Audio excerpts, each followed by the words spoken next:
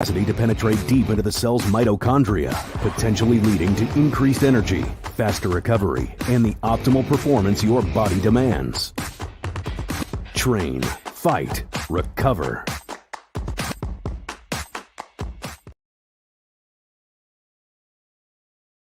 When you move, you need a reliable company led by passionate folks, eager to assist its customers during a transitional process that needs to be smooth. Call Essential Moving Experts at 844-368-5750 for all your local and long-distance moving needs. You can rely on Essential Moving Experts. Mention the Big O Show and get $150 off. Family owned and operated, they offer free 30-day storage, full-service moving, fully licensed, bonded, and insured. Moving was never so easy. EssentialMovingExperts.com. For over 16 years, EJDConstruction.com has provided South Florida residents quality craftsmanship, accurate project management, and exceptional service. That's why EJDConstruction.com is an A-rated member of Angie's List and the Better Business Bureau. When you're looking for the right custom home builder for additions or home remodeling, please call my friend Eric at 305-433-4843. That's 305-433-4843 for EJDConstruction.com.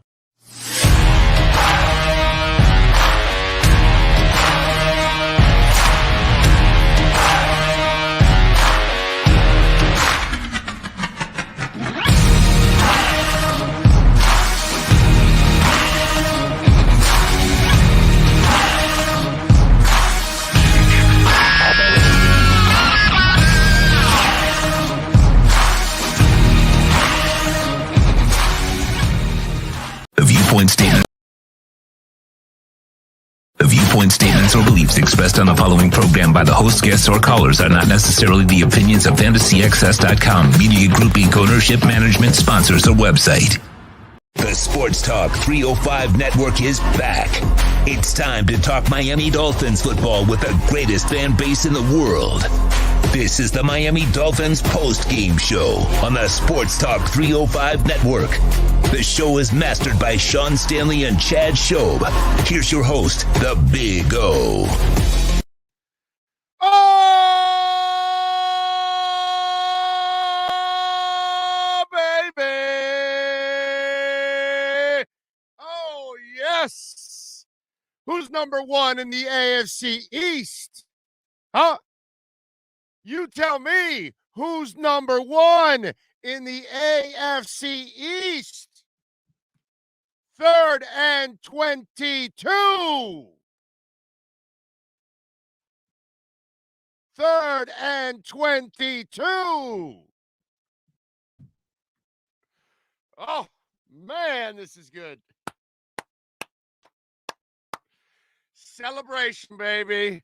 Celebration. Yeah. And hey, listen, you're not allowed on this train.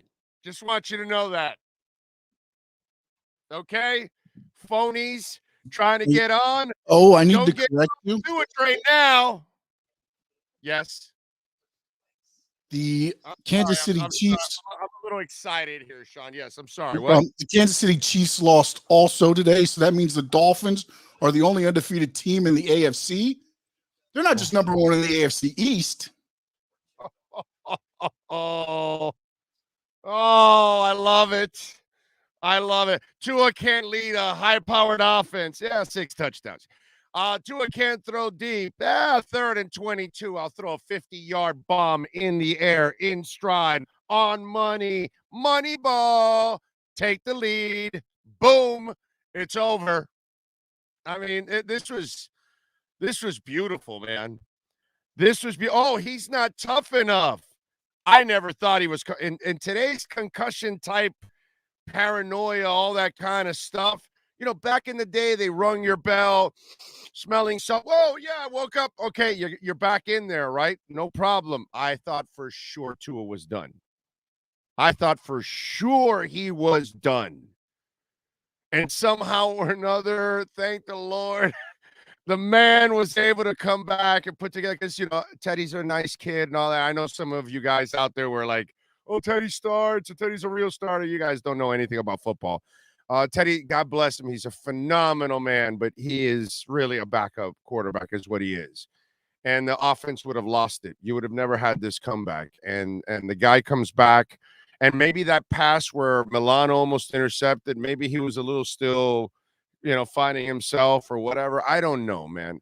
But don't question his toughness. I had some guy, a couple of idiots on Twitter. Oh, he's made of glass. I'm like, you're an idiot, dude. Your head gets slammed on the ground. That's anybody. That can happen to anybody. Happens all the time. But only Tua can, almost throw an interception. Only Tua can almost underthrow a pass or overthrow a pass, or, only Tua is short. Only Tua, because for idiots like that, that's how it is. I get it. He's had his injuries. We all have those concerns. But what happened to him there can happen to anybody. That was a dirty-ass hit.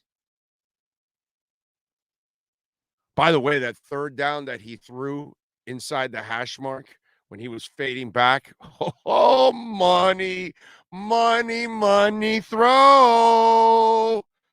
God, I can sing Billy Idol money. I can sing ABBA money. I can sing more money, more problems for the AFC East now that we got Money Man on our side.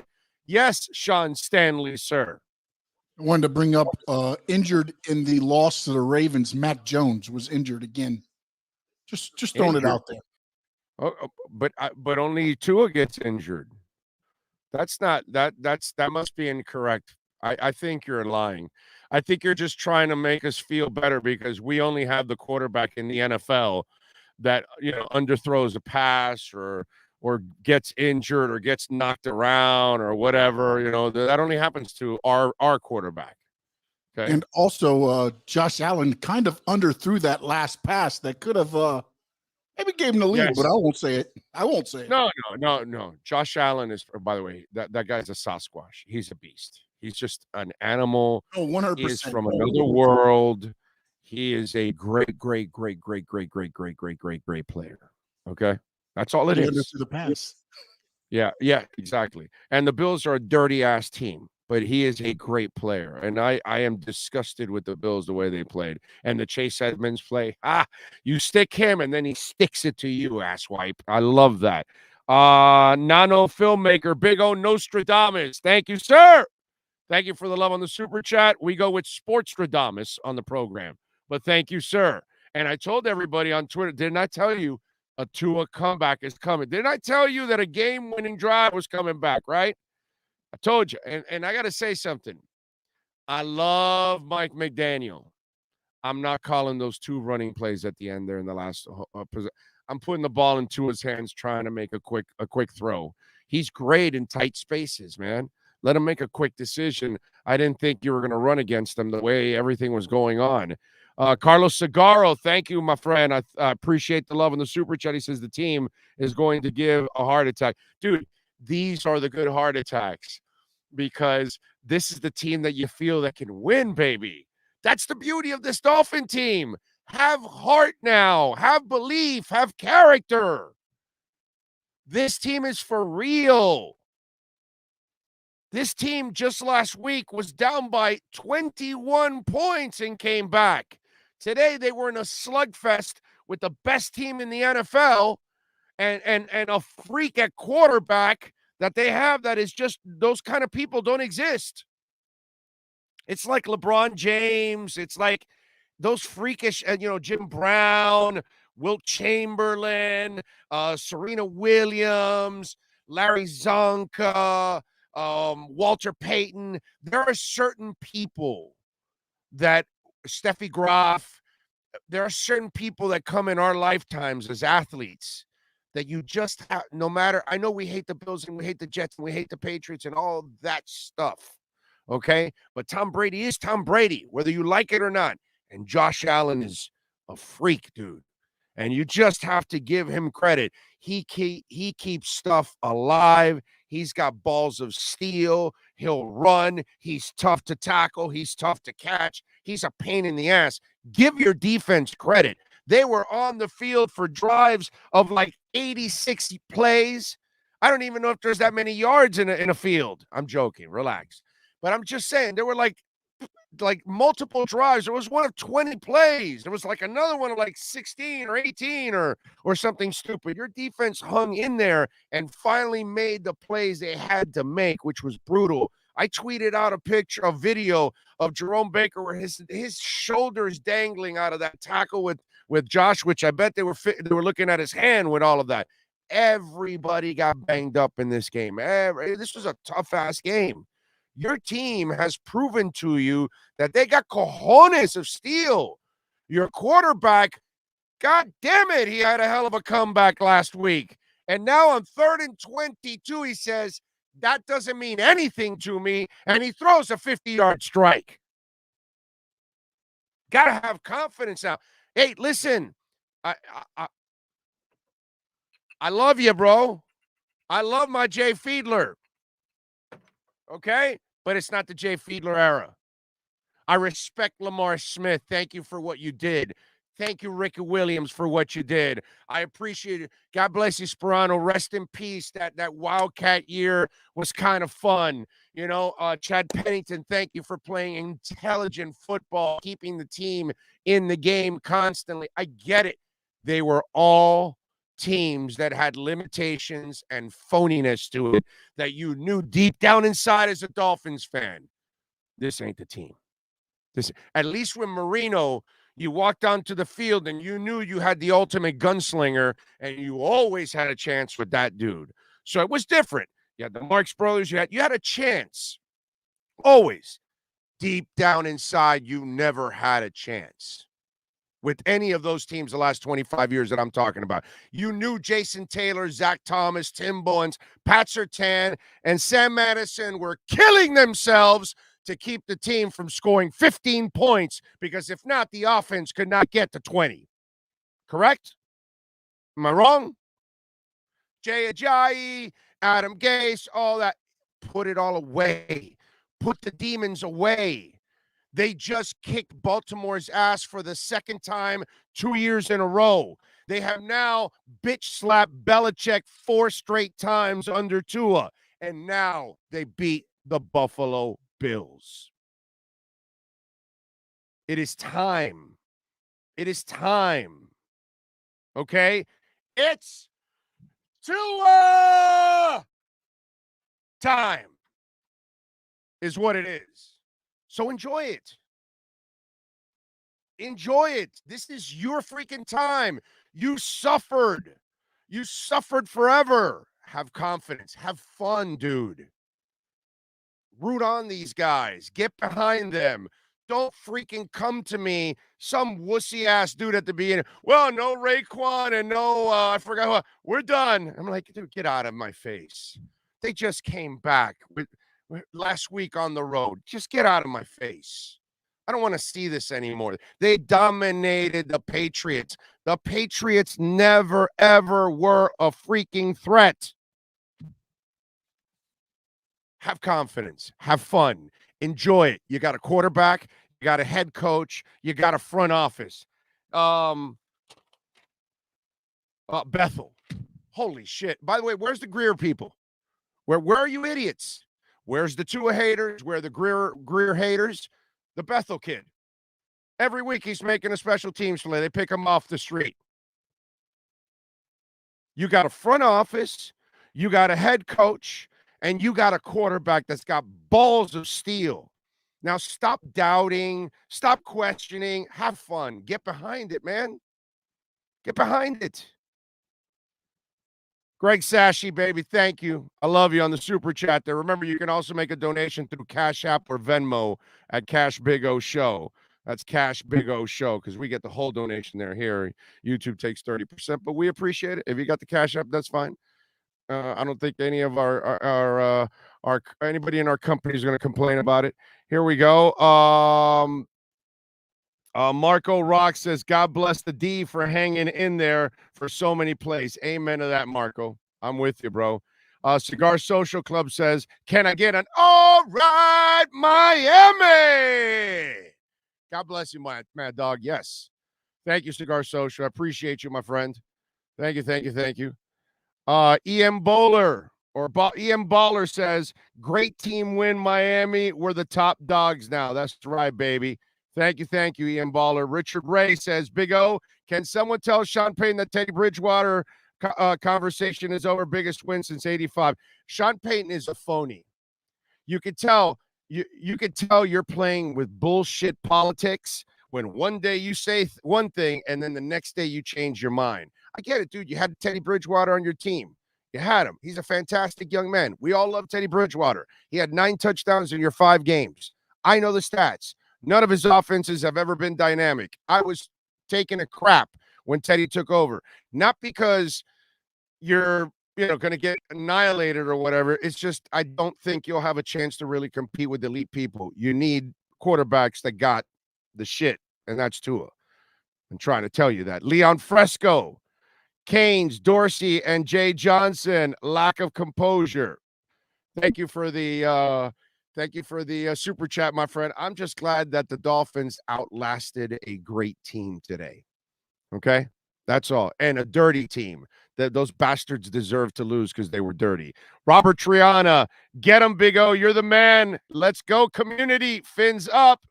Thank you, Robert. I appreciate you. Man, you guys are coming in with the super chat strong. Solo King Rue, Tua, we believe with you. There you go. There you go. Get on the Tua bandwagon, man. Get on the Tua bandwagon, because if not, it's going to run your ass over.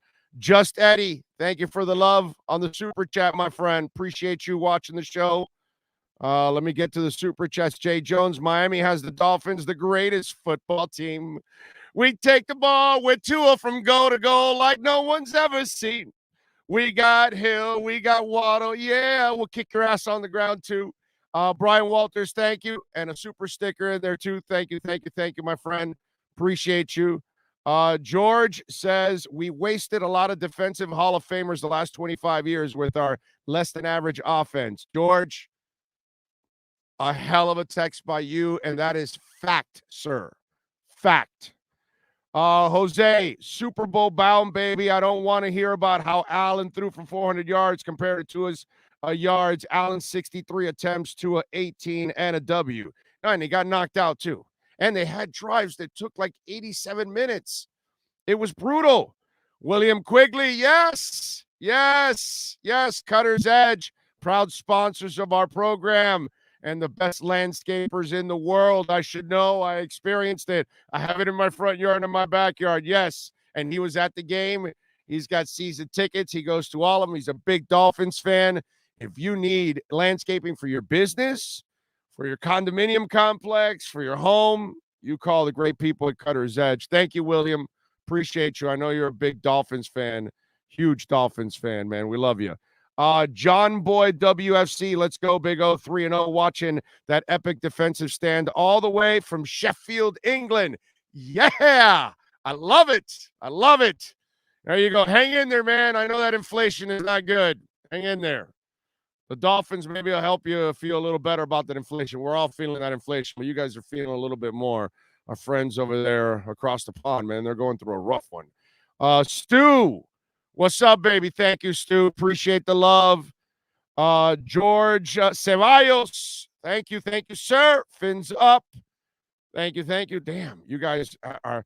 Victor Huertas, great win. Thanks for the great coverage, Joe. Thank you. We will have Marcel Louis-Jacques with the report from the locker rooms.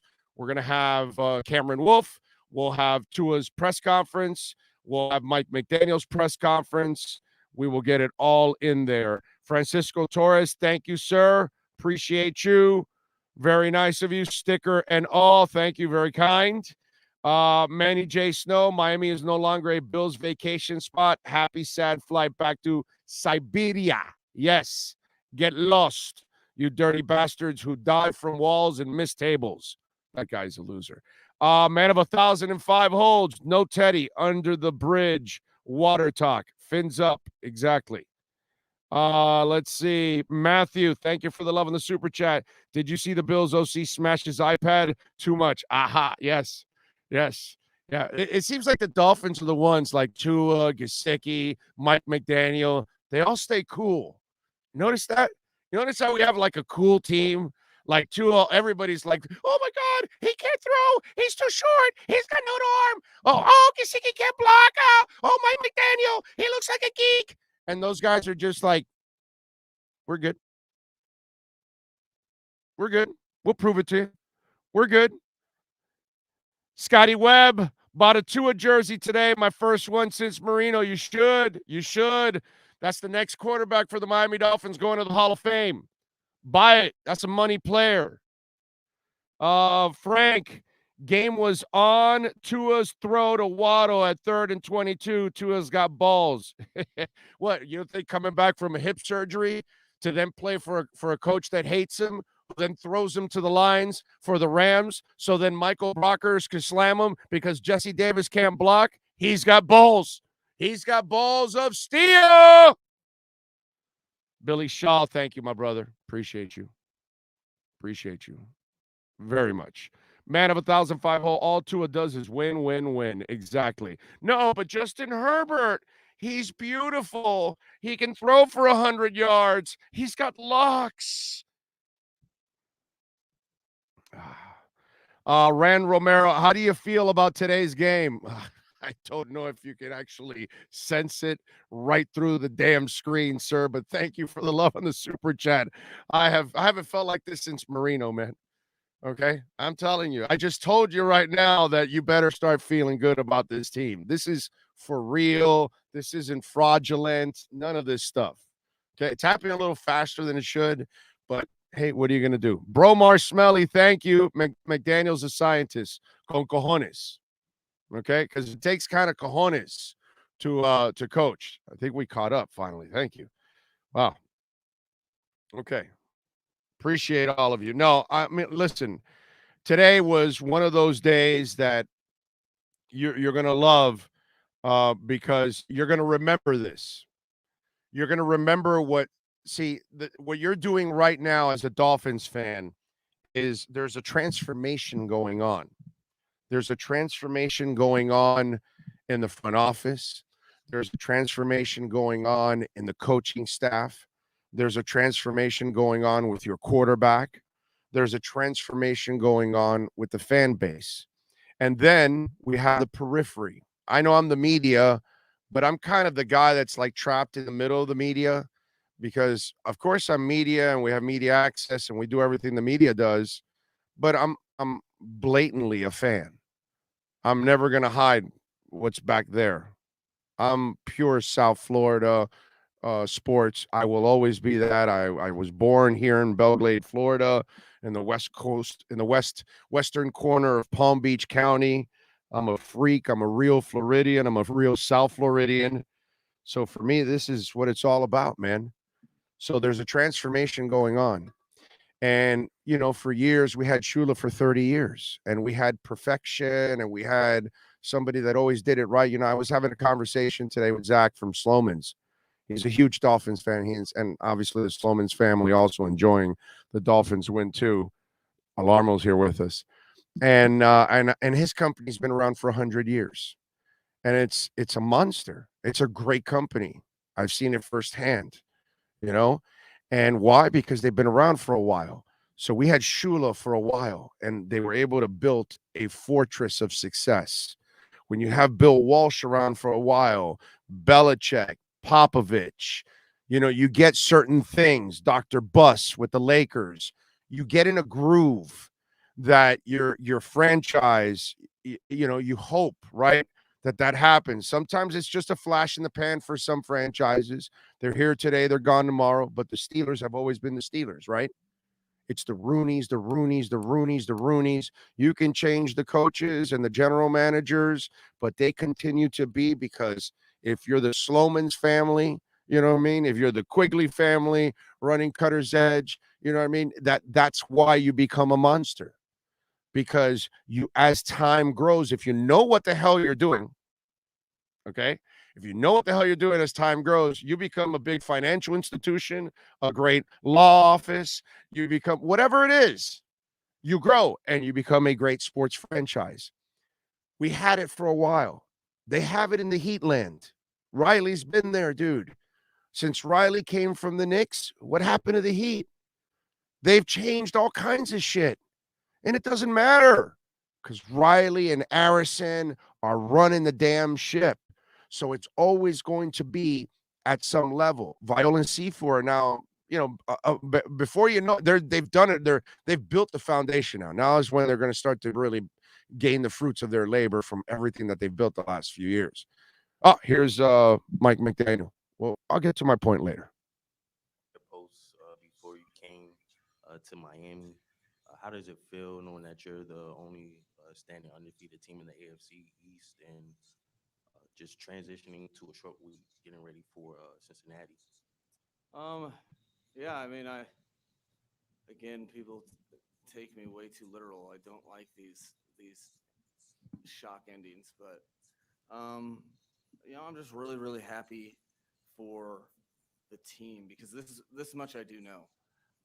Teams win football games, and if you're going to have success over the long haul, you have to have confidence that whatever phase can win a football game for you can go ahead and do that.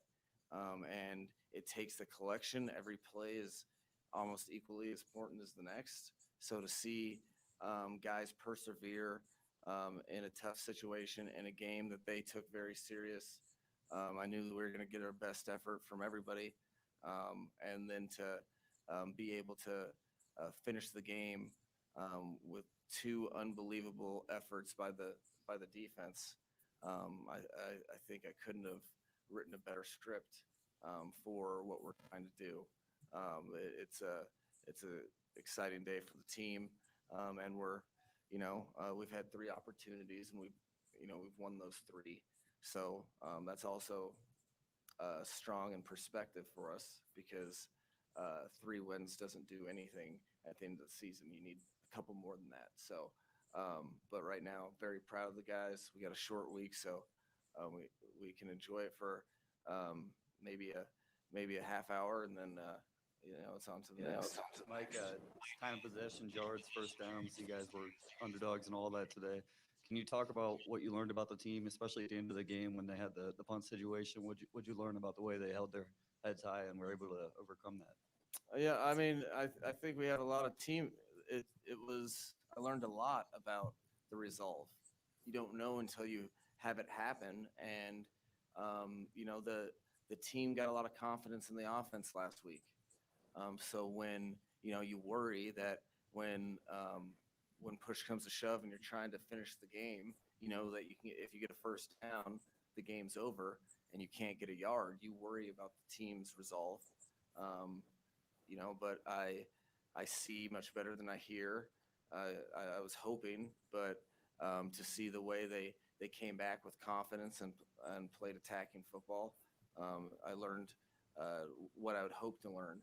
You never know until you're in those situations, but I was very happy with the entire team and how they pressed forward, because even special teams, we have an unfortunate situation. We were trying to get some yards at the end of the game to at least, worst case scenario, punt the ball from our own back end line, and we have something that doesn't totally go our way, but we don't win that game if we don't completely flip the field on a punt previous in that half. So it's a great experience for guys. I'm happy that they were able to come out with the win because they definitely did everything in their power to get that done.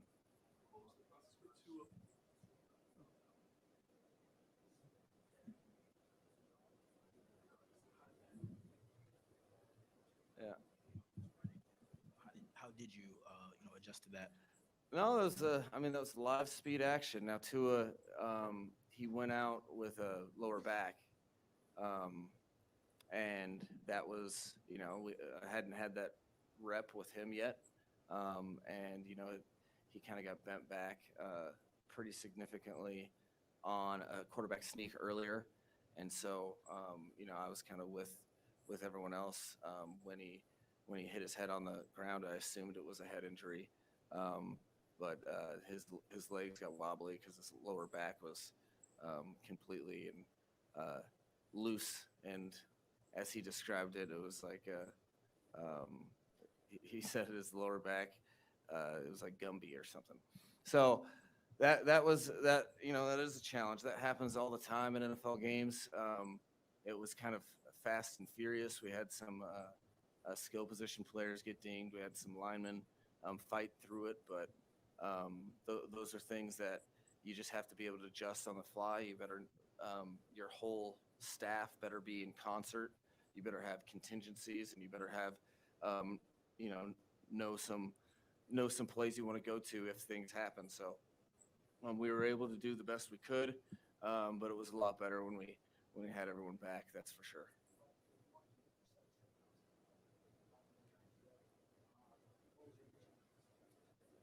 I think it meant something to everybody. I talked to the guys about it, and you're not there, but you've been in the league long enough, and I've been on both sides of the coin where you've had a streak against a team, and you've been on the poor side of the streak as well. So I told the team that it doesn't matter that we weren't here. That at some point, or just because now moving forward, we're a part of that streak. So at some point in time, we're going to have to handle that. Otherwise, we're going to keep hearing about it. But I think it's important for them so it was special for everyone involved in that regard. As special as a week 3 regular season game can be. I will say that much, but we know that we're going to see them again. If they at all took us lightly at all, I promise you they won't again. So we're going to get their best shot, and that is a really, really, really good football team. That's what I'm happy about most, is that our team battled against what's as good of a team that exists in the National Football League.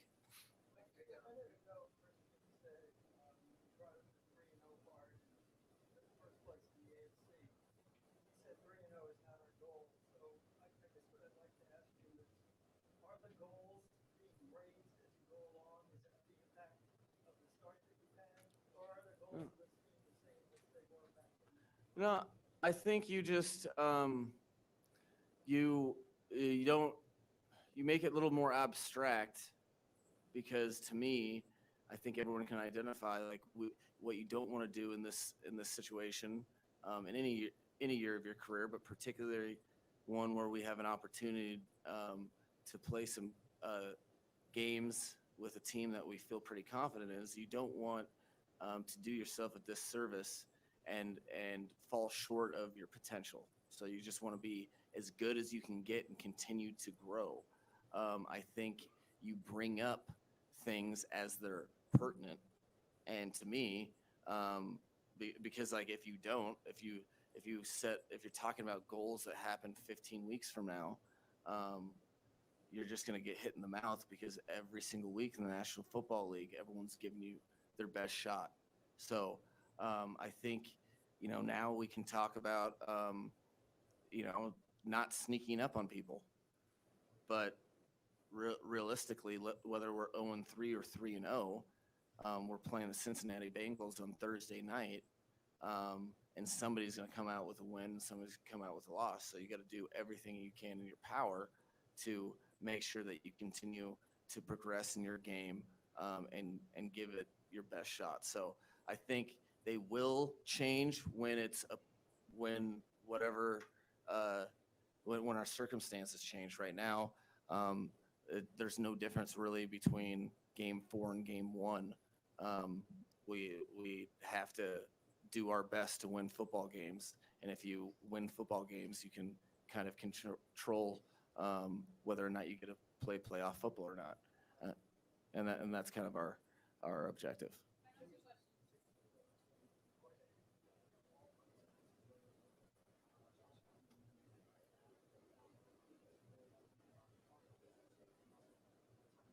Yeah, no, it's what you call a roller coaster. That's for sure. When you're the head coach, it's a lot easier to stay balanced, ironically, because you're take in the entire portion of the game. And what I did know is I was watching the defense and hearing the calls and seeing how they're communicating is they were not giving up. I knew they were going to have to earn the touchdown. So once they got to 2 minute and we knew we were going to rip off the timeout and try to keep them from scoring a touchdown. So then a couple of those things happened. You're very excited. Me as the offensive play caller, I immediately knew that we were on our -2. So we, felt pretty good about run play the first down and got minus yardage. So you're trying to make sure that you don't get a safety, and when you quarterback sneak it, I think we might have lost a quarter of a yard too. So at that point, I didn't want to have to pass the ball, but I thought that was the only way that we could protect the team with the way the line of scrimmage was playing out right then. And you get an incomplete. It's not a safety, but it's almost the worst case scenario. You'd rather just take a 0 yardage kneel and run time off. So that was not an exciting moment, definitely. And then, we get a redirect off of a punt when we're backed up, something that was kind of caused on our own end. And yeah, it's not exciting, but I was very encouraged. I knew they had to go to the length of the field, and I knew our defense was ready.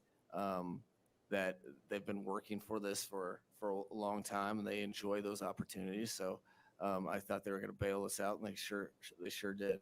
So that was pretty exciting.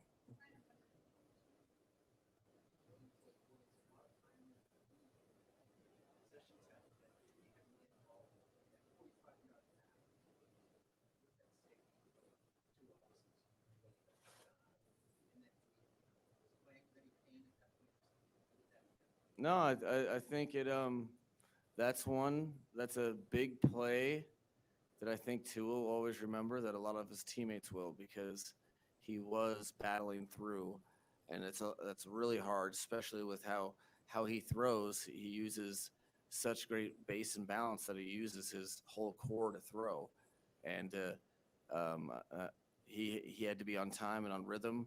He saw the coverage the right way.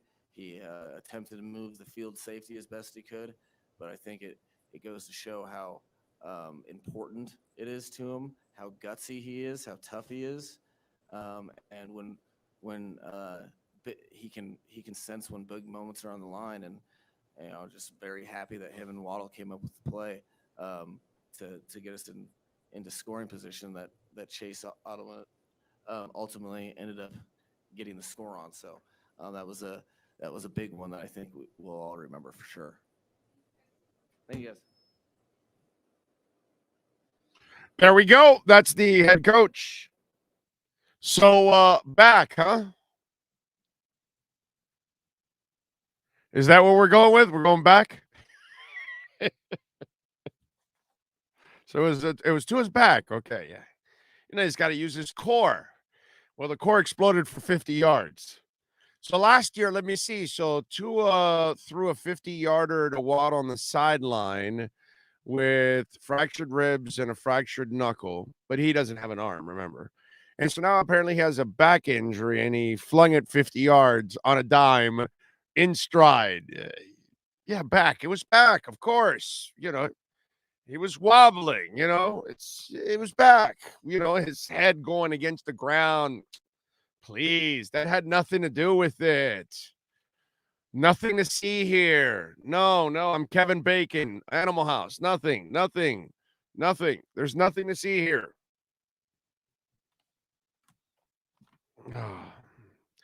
The worst part about references, it's hard to pick up references from every generation. Because, what's the nothing to see here reference? Oh, there we go. There's to a time. I hope you now believe, bitches. What happened from your perspective? Yeah, on the quarterback sneak, I kind of got my legs caught under someone, and then they were trying to push back, and then kind of felt like I hyperextended my back or something. And then on the next play, I kind of hit my back and kind of, you know, kind of hurt. And then I got up, and then that's kind of like why I stumbled. My back kind of locked up on me. But for the most part, you know, I'm good past whatever concussion protocol they had. So I'm good.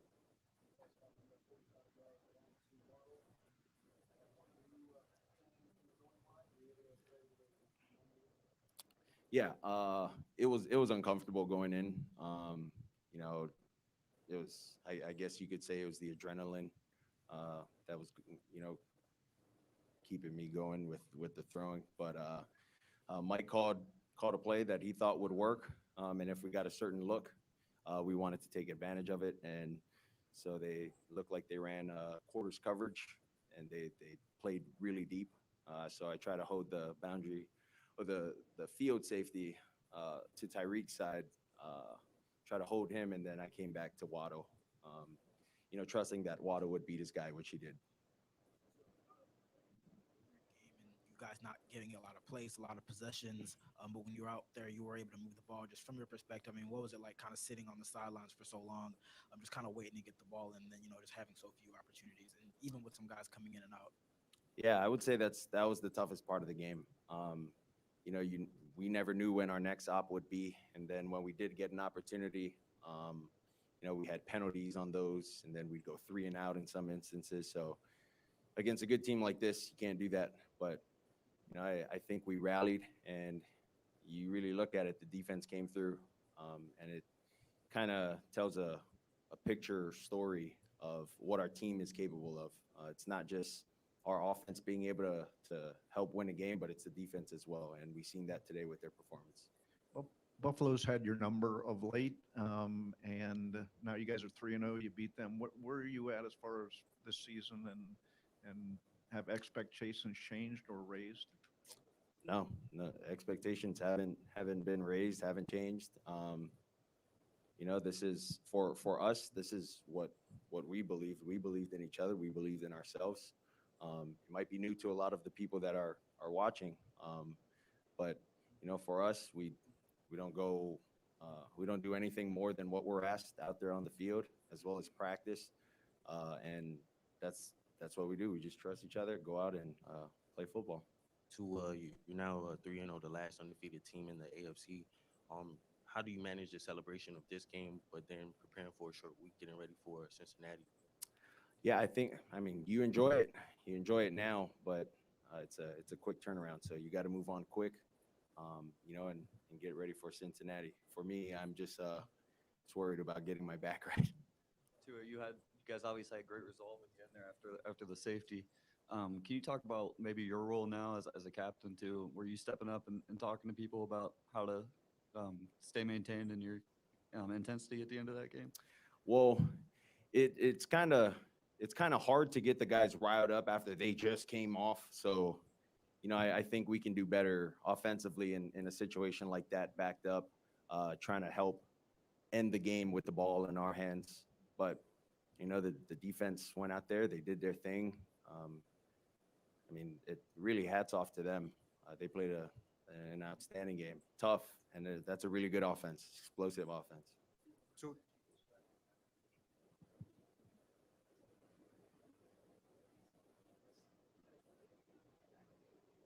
yeah, right now it's tight. It was sore when it did happen, but yeah, any competitor that would never wanted to come out would have did the same thing. So I was just trying my hardest to get back up and get the next play and run it.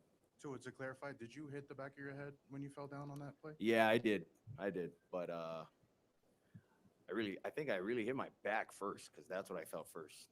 So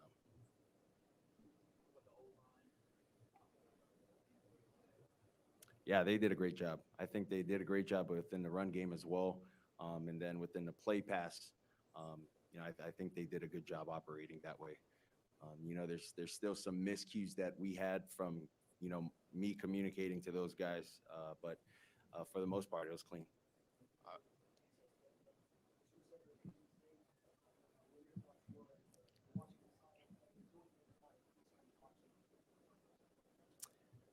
man, just let the defense do their thing.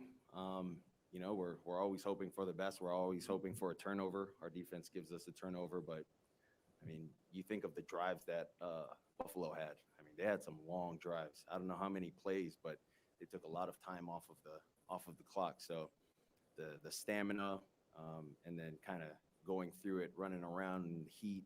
You know, a lot of guys are cramping up, but they stuck with it, and you know, they helped us pull off this win. Tua, did you notice the Bills doing anything particular to make up for the loss of their starters in the secondary? Yeah, there were some things. There were some coverages that we didn't see, that Micah Hyde, you know, would be kind of orchestrated in, but they ran whatever, you know, the guys in the back end felt most comfortable, I would say. They try to disguise some coverages, but you know, for the couple rookies that were out there, I mean, they did a good job playing today on the defense.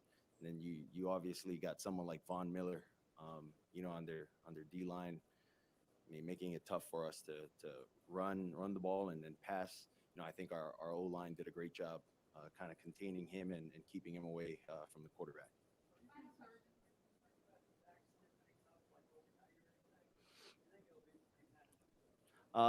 Well, we'll have to see. I don't want to say that, you know, I'm a genie and I'm going to feel good tomorrow. We'll see. You know, so we'll go get some tests, and then we'll come back tomorrow. Thanks, guys. And there he is, Tua Tagovailoa. All righty. They got 2 sacks today. The Bills ended up with 2 sacks. Greg Rousseau, former Kane, ended up with 1.5. Damar Hamlin had the other half. That's it. That's it, man. That's all. Von Miller, by the way, did not have a tackle in this game.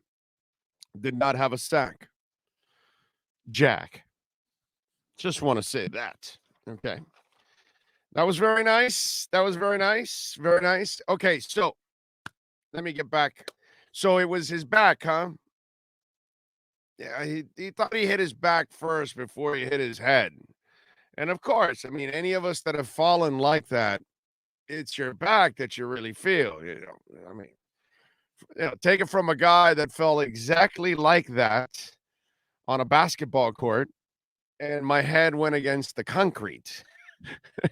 Okay, and I ended up getting a second degree concussion from it.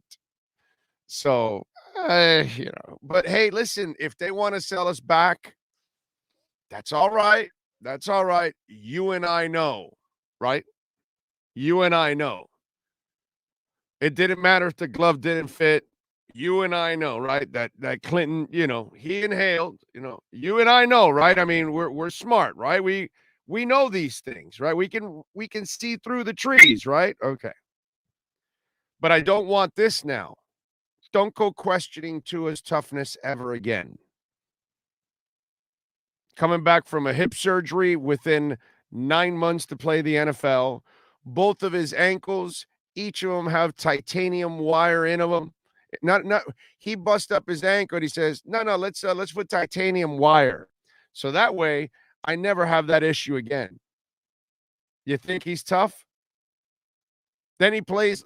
You think he's tough? He plays with Jesse Davis on the line. That's tough. Playing with Jesse Davis as your blind side, brother, that's tough. That's like having Charles Manson as a cellmate. You're automatically dead. You're done. I mean, look, the Pittsburgh Steelers. I mean, that's all you need to know. They've now got Jesse Davis and Brian Flores. Anyway, so listen, bottom line, don't question his toughness ever again. The guy played with fractured ribs and a knuckle. By the way, did Goldilocks play today? Do you know, Sean? Did Goldilocks play? Goldilocks is playing. He's thrown an interception and has a fumble so far against Jacksonville. But was it a pick six? Because you know that's Goldilocks' like expertise. They're not in the fourth quarter. Oh, dude, they're losing to the Jags 13-0. Can you imagine if Tua was losing to the Jags 13-0? The Herbert lovers. He's 3 of 7 for 22 yards and an interception and and a lost fumble. That is just absolutely fantastic. Did he at least get a tackle? No, he didn't, unfortunately. Oh, my rib hurts. Oh, have sympathy for him. He's twice the size of Tua, but have no sympathy for Tua. Okay? That's all. All right. Now, next time somebody tells you that Tua isn't tough, you just don't even bother with that person ever again. Okay? I mean, the Tua people, can you imagine how the last week has been for those Tua people? They watched Herbert come apart on Thursday night. Then you go deeper into the stats and you find out he does this for a living, pick sixes, right? And they're all losses. He's like a choke artist. And so now he gets all banged up, and here he is. He's losing to the Jags 13-0. Can you imagine if this happened all to Tua? By the way, let me just, have a little more fun with the Tua idiots out there. Oh, man, I'm only getting started with you all out there. Anyway, so Mac Jones, 22 of 32. Isn't he like Twommy Boy? Isn't he the next Twommy Boy? He's 22 of 32, 321 yards and 3 interceptions. So what happens if Tua does that? The double standard is amazing, but the proof has been there for the last week. Herbert idiots, shut up. Your guy is super talented. We all know that. So is Jeff George, and so is Vince Young, and so is a boatload of other guys that I can talk about, like Jamarcus Russell. I can talk about guys like Ryan Leaf till I'm blue in my face. I've seen all kinds of guys that are talented and got wicked arms and wicked talent that they can run like deers and all that. Doesn't mean they're great quarterbacks. Okay? So all you Herbert people, slow your roll, back the hell up. Your guy hasn't accomplished jack shit. And stop comparing him to Tua, who's won a championship where Herbert didn't. Herbert never even sniffed one. And this guy won it. And he beats Herbert, and he wins double the games he loses. Yes, sir. Today he's 16-8. Suck on that. 16-8. Your boy's working on 16-19. Suck on that. And he's had better talent. You don't understand the quarterback position. You just look at the physical talent. That doesn't make the quarterback at all. If it made the quarterback, then tons of guys would have been successful. You better have the mental fortitude to get it done. You better have the toughness to get it done. You better be able to respond to pressure, like 3rd and 22, like being down by 21, like being a freshman coming off the bench and winning a national title. Shut the hell up already about Tua. Okay? He's accomplished more in 1 week than Justin Herbert has in his entire career so far in the NFL, because all Herbert does is put up stats. Stats. This kid wins. And some idiots are, oh, that's not a stat in the NFL. Yeah, right. Sure, dude. Yeah, talk to a Dolphin fan about that the last 25 years. You ask them what happens in the playoffs, what happens, why they always fall short from the playoffs. Why? Because their team sometimes is good enough, but they just don't have the guy to get them over the top on 3rd and 22, down by 21. But you go ahead. You keep questioning his toughness, keep questioning his arm, keep questioning his attitude, keep questioning his work ethic, keep questioning his character, keep questioning his personality. You keep doing that and keep being wrong. One of the things that I was talking about before I was rudely interrupted by Mike McDaniel and Tua Tagovailoa. And I was talking about you guys out there. And there's a transition going on. And I want you guys to accept the transition. It's tough. It's been a brutal 25 years For those of you that are really young, you haven't seen anything good, so you can't trust anything. For us older people, we saw the greatness, then we saw the debacle, and then it's beaten us up so much that we can't accept what's happening. And so that's what I want you to do. I want you to accept what's happening. I want you to actually enjoy it. Stop questioning it. Enjoy it. Root the guys on. Stop worrying about little things now. Oh, this guy's out, that guy's out, this, whatever. Don't worry about it. Cheer the damn team on. They've got a good team. If Tua's healthy and you keep him healthy, you're going to have a chance to stay in all these games. You're going to have a chance to win games. If that defense steps up the way it stepped up today, you're going to have a chance to win big-time games. If you have Tyreek and Waddle healthy, you're going to have an opportunity to win big-time games. If you've got Gesicki playing ball, he will make plays for you because he's been a money player since he got here. You have a lot of guys that can make plays. They went through a brutal game today. Brutal game. How they're going to be ready for Thursday, I have no idea, ladies and gentlemen. Okay? I mean, it's just really, they're going to be missing people for that game. They have to. But God bless them. Whatever, if they can get through this week, wow. That is as impressive as it gets, quite frankly. And we'll be here to have the pre- and post-game show for you. I promise you. We'll be doing that. Anyway, but enjoy it, man. Enjoy it.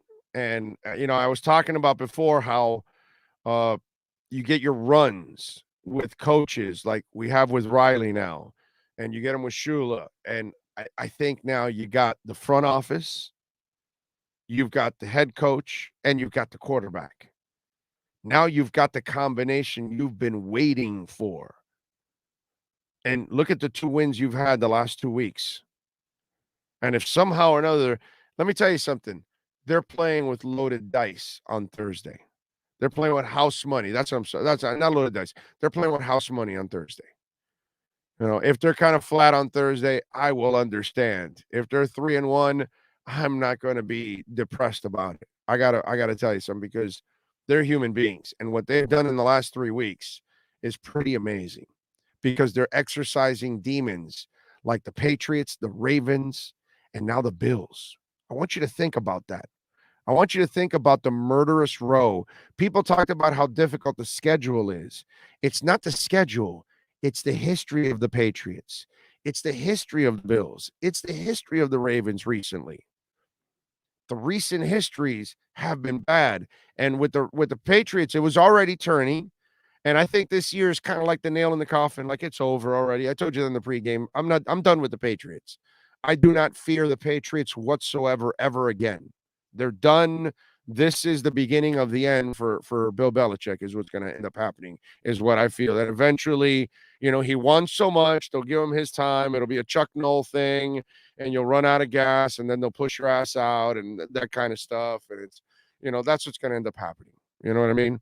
So I'm not in any fear of the Patriots anymore whatsoever. And then the Ravens been punching you in the mouth over and over again. And last year you had the game.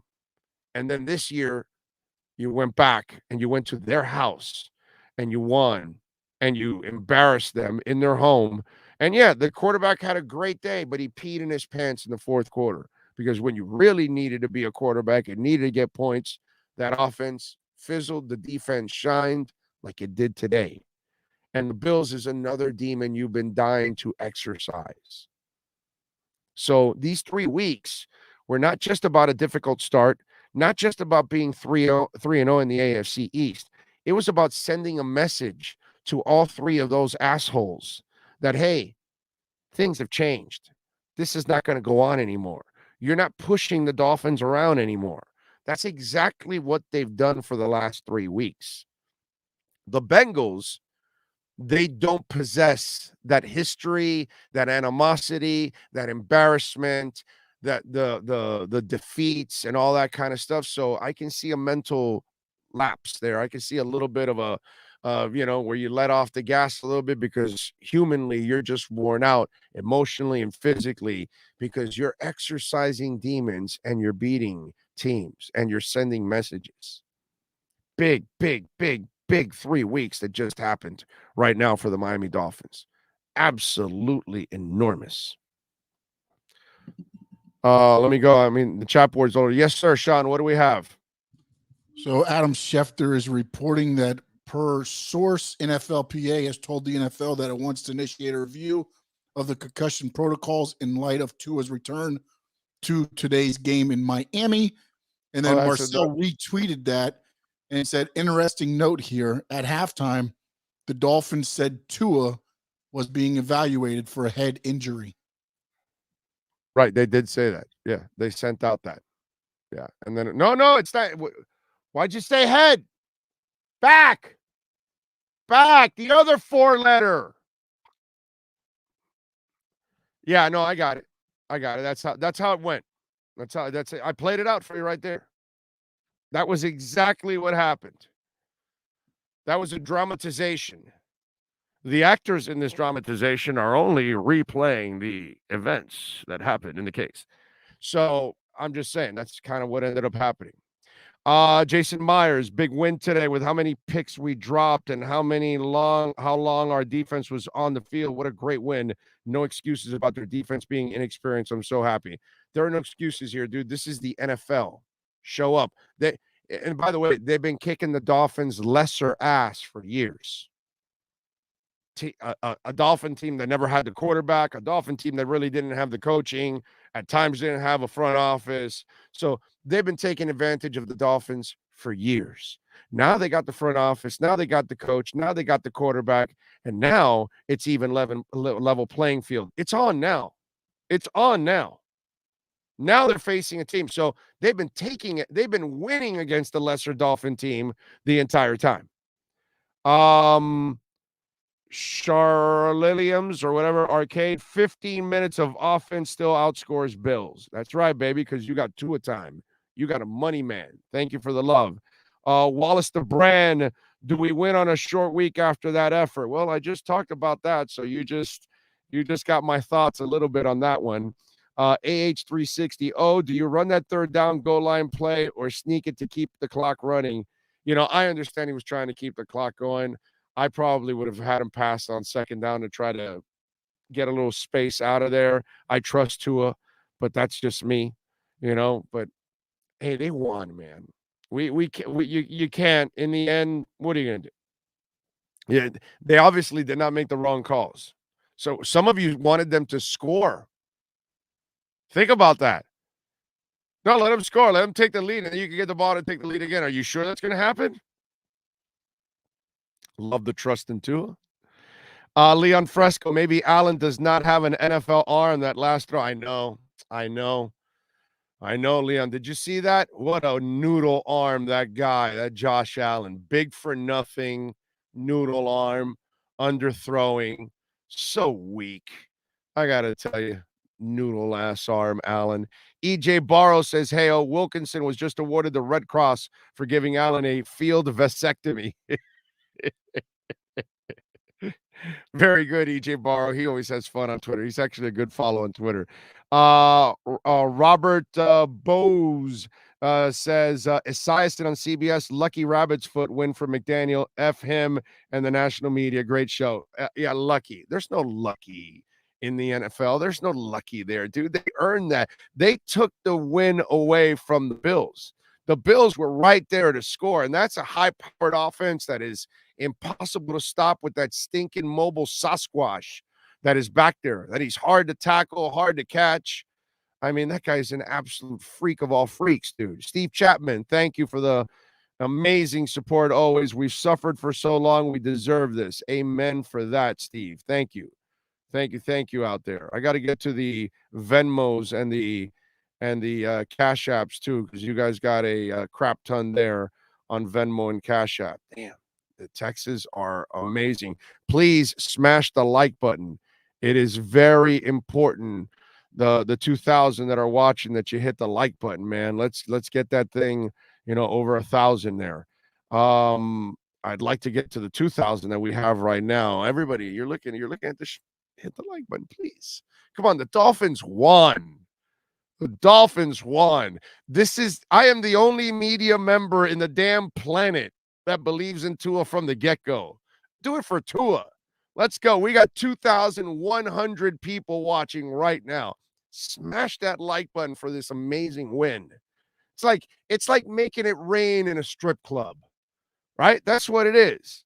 Has 650. Make it rain. Let me hit that again. Let's see that. Let me see 2,000.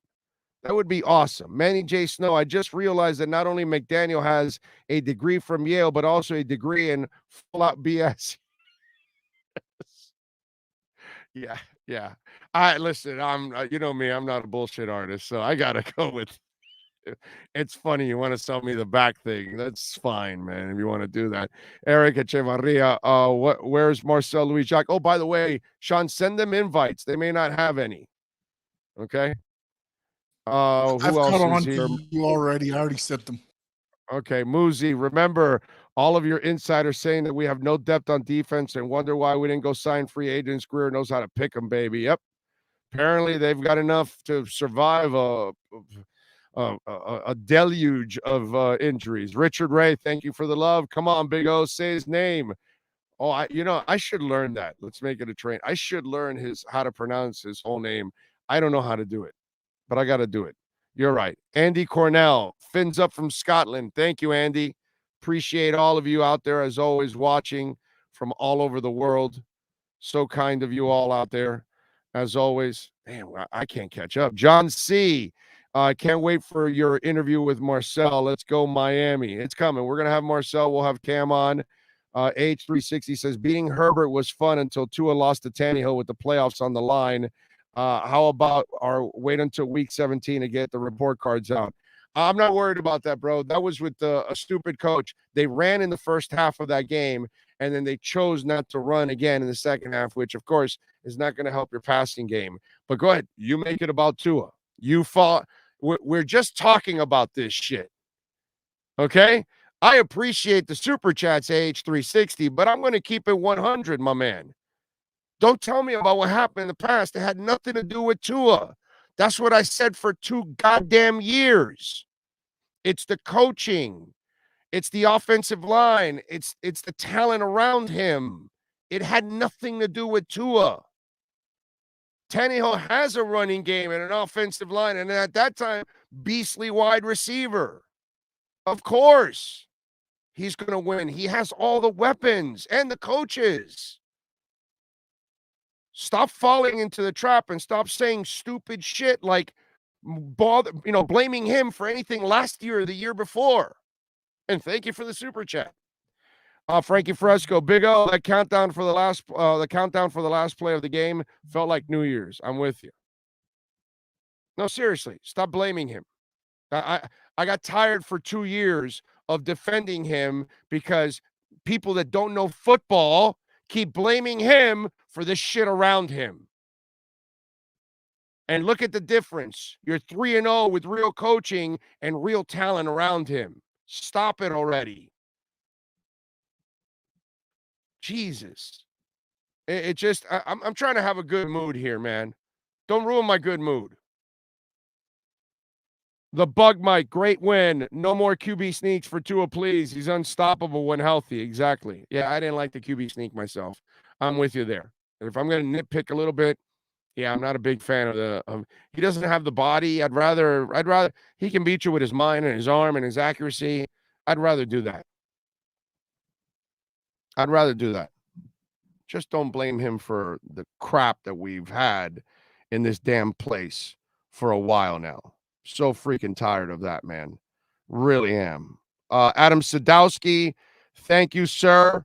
Appreciate you on the Cash App. Ray Martinez, thank you, sir. He says, for Tua, go defense. Thank you, Ray. Appreciate you, my man. On the Cash App, remember, you can make a donation through Cash App and Venmo at Cash Big O Show. That's Cash Big O Show. Adam Sadowski put, you called it at least 3-1, if not 4-0. Yep, I did say 3-1 in the first. I'm the only nutbag, bro. I get it. I'm the guy that everybody thinks is absolutely, nuts and full of crap. But I guess I'm the one that's right about Tua. I've been right about Chris Greer. I've been right that they didn't have talent around, Tua. It's just the part that I really don't understand. Now the quarterback has help. And if he has help, you're now 3-0. You've beaten the Bills, the Ravens on the road, and you kick the Patriots' ass.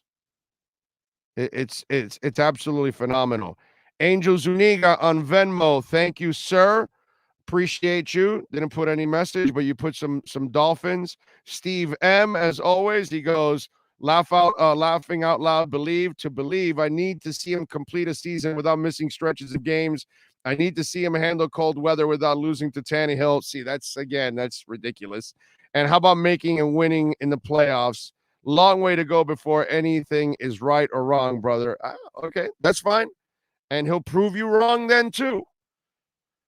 Glenn Hare, thank you for the love on Venmo. He says, knowledgeable sports show and informative and entertaining. Solid belief in Tua, McDaniel, and the rest of the Dolphin team and staff. Thank you, sir. Peter German, thank you. He says, big win, another monster. We have smitten. Go Tua. Go D. All right. Appreciate you all out there as always, man. Very kind. Very kind of you out there. Cash App or Venmo, that's Cash Big O Show. That's Cash Big O Show if you want to get in on the program and make a donation there. Appreciate you. Big O, glad you're available to us as a resource to truly educate the football fans. We've been fed nonsense about Tua from the national media. Appreciate you because you have a clickbait type of media nowadays instead of just call it like you see it, man. That's all. What's wrong with that? I don't understand that. Why do we have to have an argument show that you have to take the other side?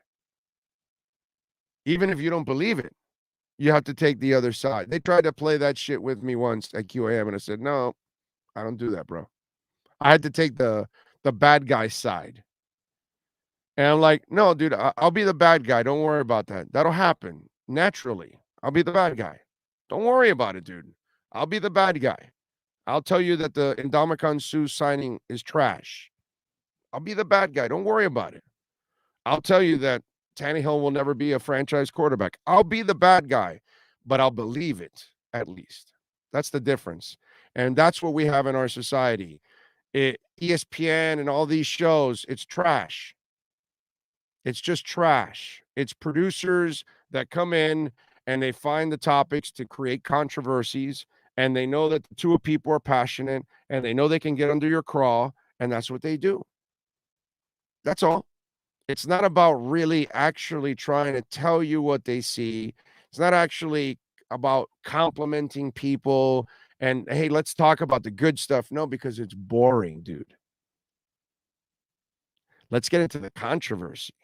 Let's talk about what I'm unhappy about, because you always go to the restaurant and you complain if your soup is cold, if it's got a hair, if the steak is undercooked, but then you have a delicious meal and you feel great and you walk right out the goddamn door and you never tell the maitre d', hey, can you go tell that chef that I really appreciate this, whatever it was the best I've ever had. You never do that. You might do that once in your lifetime and you had a whole bunch of really good meals. But I bet they'll hear from you every time there's something wrong. And that's our world. That's the world we live in. You know? It's sad, but and so they know that they're not going to what did I do the last couple of years? Hey guys, you got to be patient. Chris Greer is a really good GM. He is doing the right. Oh, no, the 2020 draft is a mess. It's no good. Well, Raekwon Davis has been pretty damn good, and Brandon Jones. And if you got Tua, that's fine. Now, Austin Jackson was actually playing all right. And if no one never turns out, fine. But you know how it is? You'll get people to still complain about the 2020 when it's really not that bad anymore, especially if you hit on Tua. The draft's great just with Tua. But then they don't mention the other drafts that were fantastic. And they don't mention the free agent signings that they've had. They're fantastic. And they don't mention the street free agents, you know, the Zach Sealers of the world, the Nick Needhams. Trill was coming around, you know, Kohu, all these kind of guys that they pick up the Bethel kid that they just picked up. You know what I'm saying? They don't mention any of that, right? But they focus on 2020. But everything else about outside of 2020 is awesome. And even if you look at 2020, now you don't even have that to complain about. So you can't complain about 2020 anymore. Can't complain about Chris Greer. Can't complain about Tua. What more? That he's a lefty, you're still not convinced? So that's the world we're all stuck in. We're stuck in a world where they got to go do shows that want to get in your craw, even if they don't believe what they're saying. So then there's no credibility with these people because they're doing everything for shock value. So I'd rather just shock you with the truth. That's what I've been doing for 30 years. I'll shock you with the truth instead. I'll tell you, yeah, right. I get what they're trying to do with the Whiteside, but if I'm the Heat, I would not give him the contract. That's just who I am. You know, I wasn't a fan of the Lowry deal. Wasn't a fan of the extension of Jimmy Butler. Too much money, older players. Sorry, that's my opinion. I'm not doing it for shock value. Don't need to do it for shock value. That's bull crap, because then you're never going to believe me. And that's the problem, that most of the people that are on radio, that are on television, they're trying to do shit for shock value.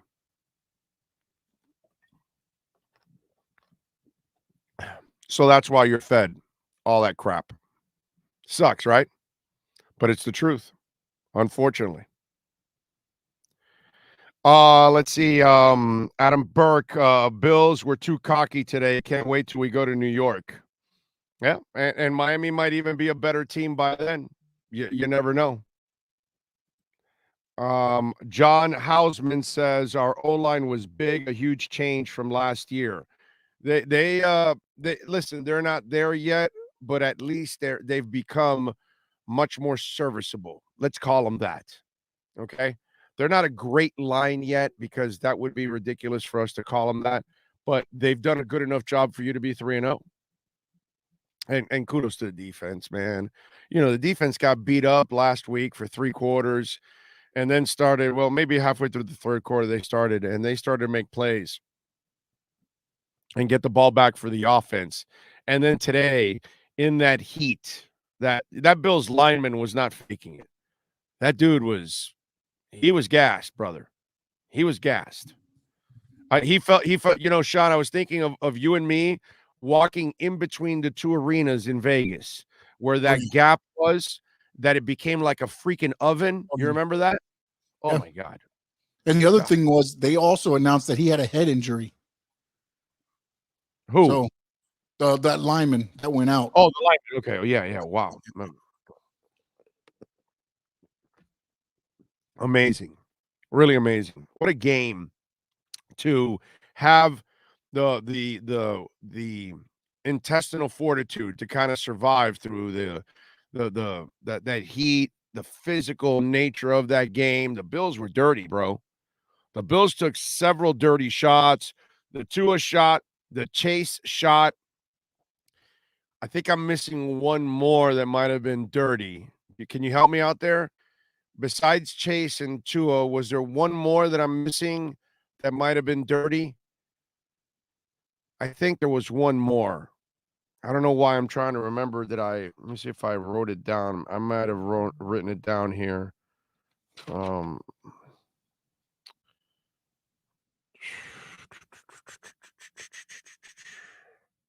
By the way, Wilkins hit the crap out of Dawson Knox. Holy moly. Let me see. Yeah, well, that was a Wilkins hit, but I thought they took another cheap shot. Maybe I'm wrong. Maybe it was only 2, but it seemed like there was another one that I'm missing that they did, and it was dirty. We're gonna get Cameron Wolf. He's finishing up in the locker room. Yes. Somebody was saying when Josh Allen ripped Wilkins' helmet off. Oh yeah, that's right. Yes. That's it. Yeah.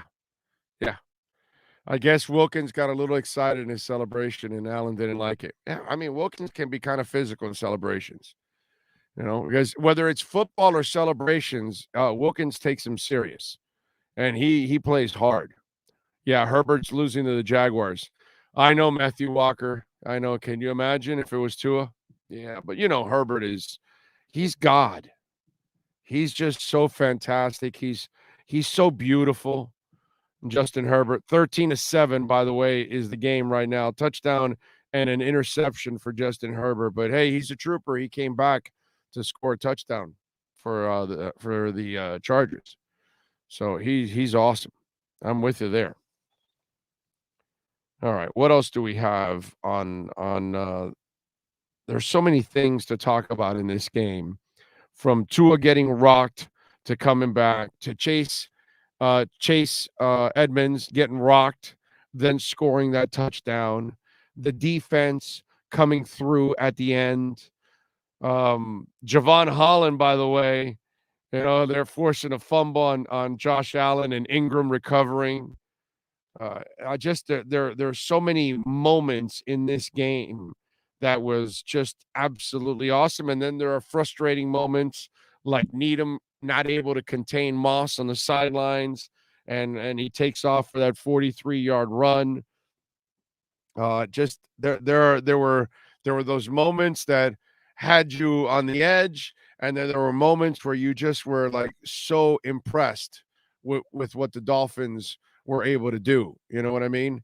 And just absolutely awesome throughout this game. All the different things that went on overall. Hey, they miss a field goal, right? That was actually pretty cool. And we have not talked about this. Well, remember that there was the butt fumble, right? Well, we now have the butt block. We are now owners of the butt block. Now, here's what I want to know, Sean Stanley. Was that a honest mistake, or was that a planned butt safety? Huh? I think it was an honest mistake because the safety guy took 2 steps back, which you normally do at 15 yards instead of 1 step back. I mean, it worked out. But, I mean, if you're going to – of course, it has to be a mistake, because think about the skill you have to be able to kick it off someone's ass to make sure it's going to bounce out of the end zone. It was just a perfect storm. I don't think you're there practicing that all day, and then there's Trent Sherfield walking into the locker room, going into the shower, and he's got one ass cheek that is redder than a strawberry. You know what I'm saying? That ass cheek is hurting right now. He's probably sitting on ice. Yes, those kickers. That ball went to the 3rd or 4th row off his ass. Yes. There's no way you're practicing that. Oh, that was absolutely classic on their part, man.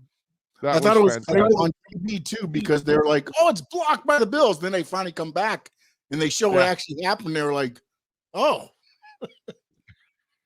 Ricochet off somebody's ass. That is so awesome. Adam Burke says Fins are for real. Can't wait for the excuses from the media. Fins are such a black eye on these clowns.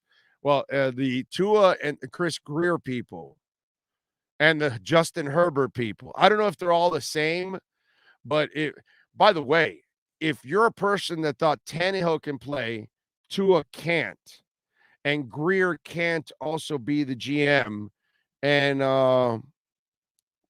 what's the other one? Oh, and Herbert. Wow, you're having I don't know if I want to really take your opinion on anything in sports, to be quite honest. I'm kind of afraid. First of all, if you thought Tannehill could play and Tua couldn't, whoever your friend is, right? Excommunicado. All right, let's just John Wick their ass.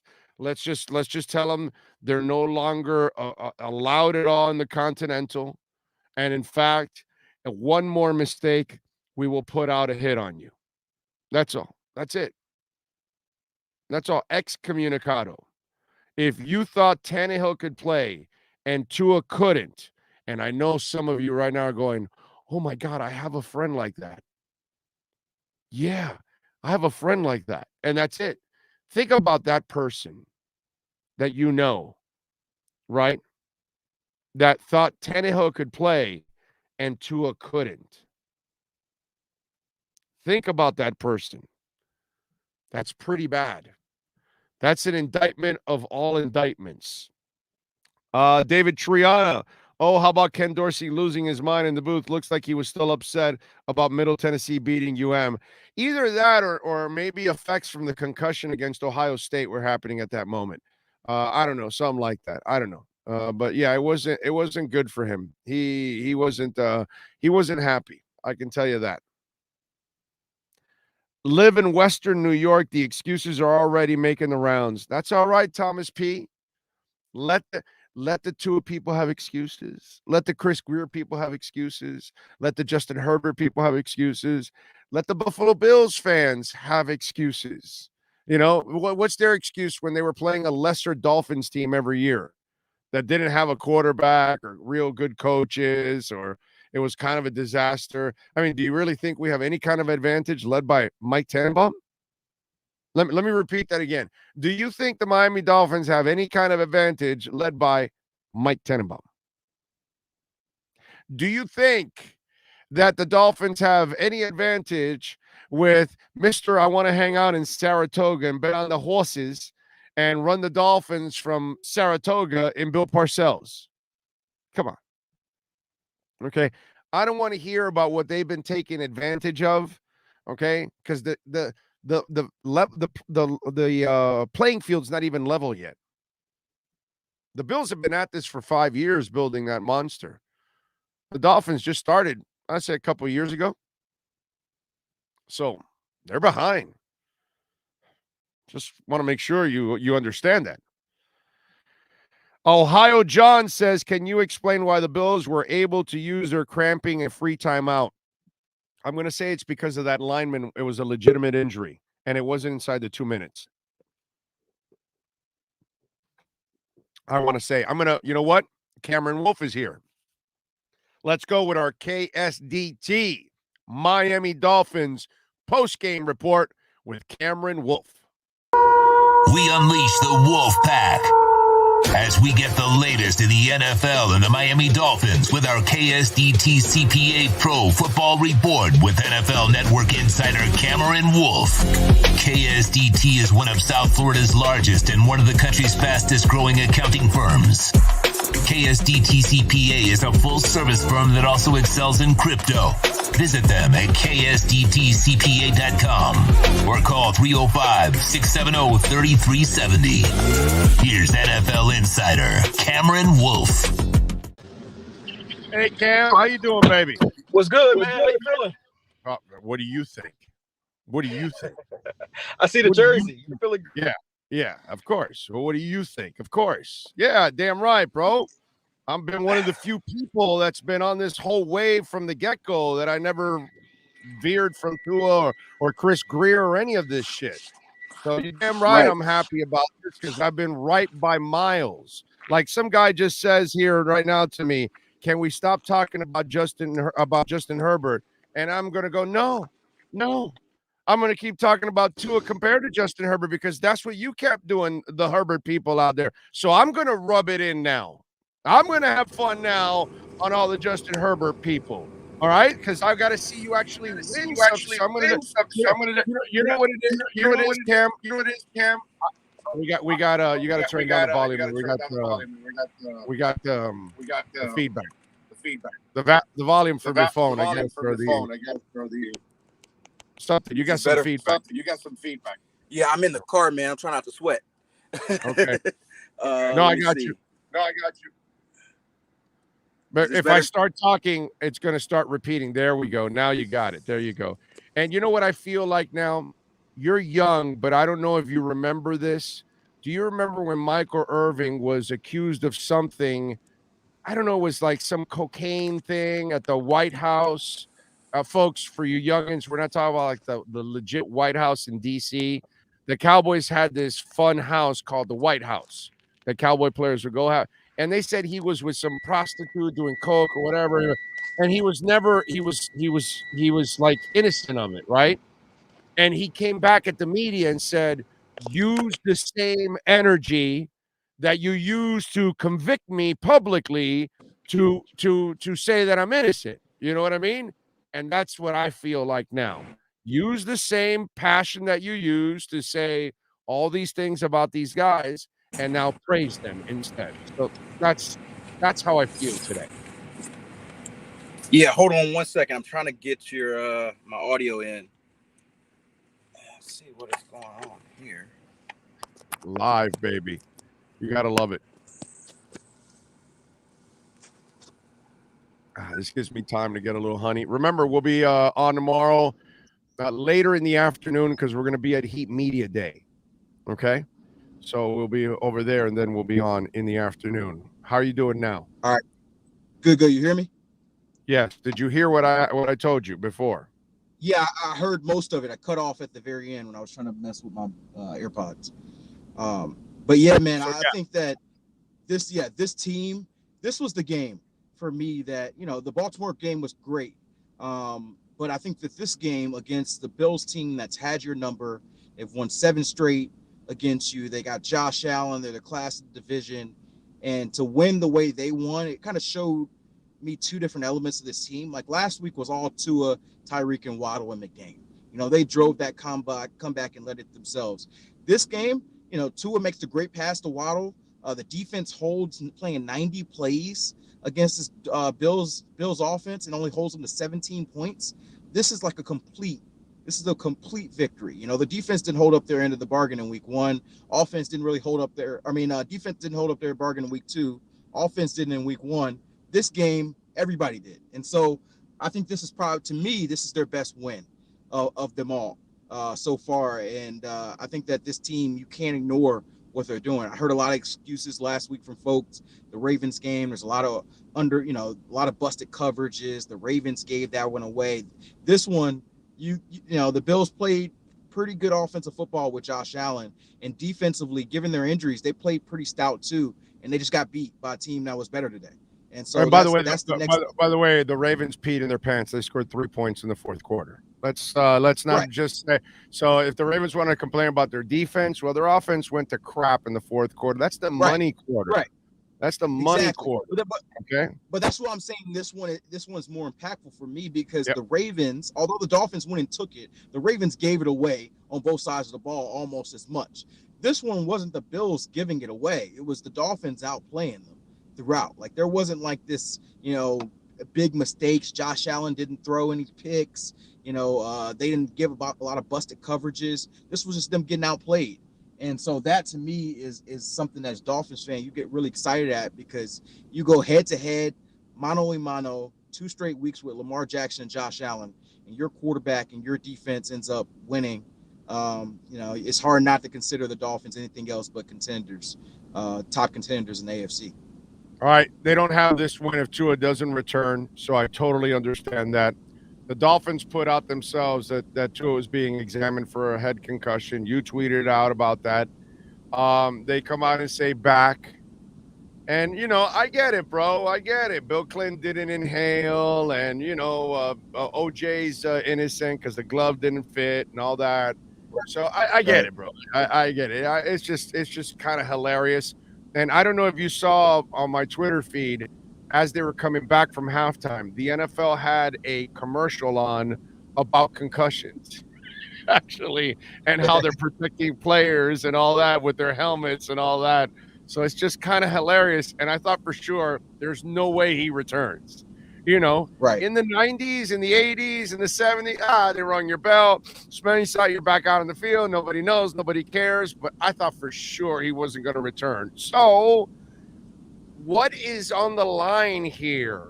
Are we talking fines? Because I don't think any players can get suspended or anything like that. But apparently they're going to investigate this. But there's a part of me that also says this is the league that also would prefer to sweep things under the rug than really kind of leave them out there. So tell me what's real and what's Memorex.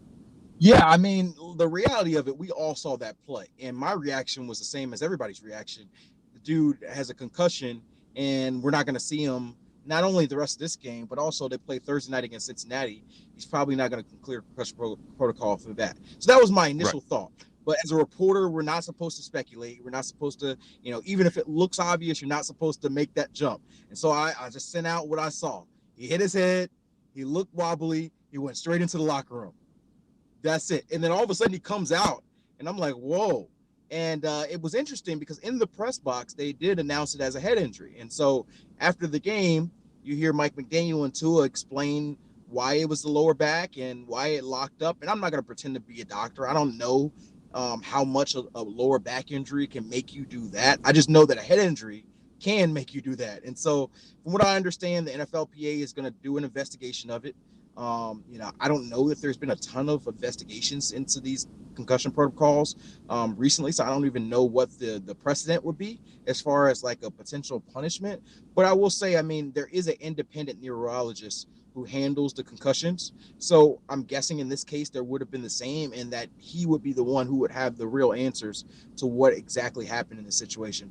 And by the way, it's his ass on the line.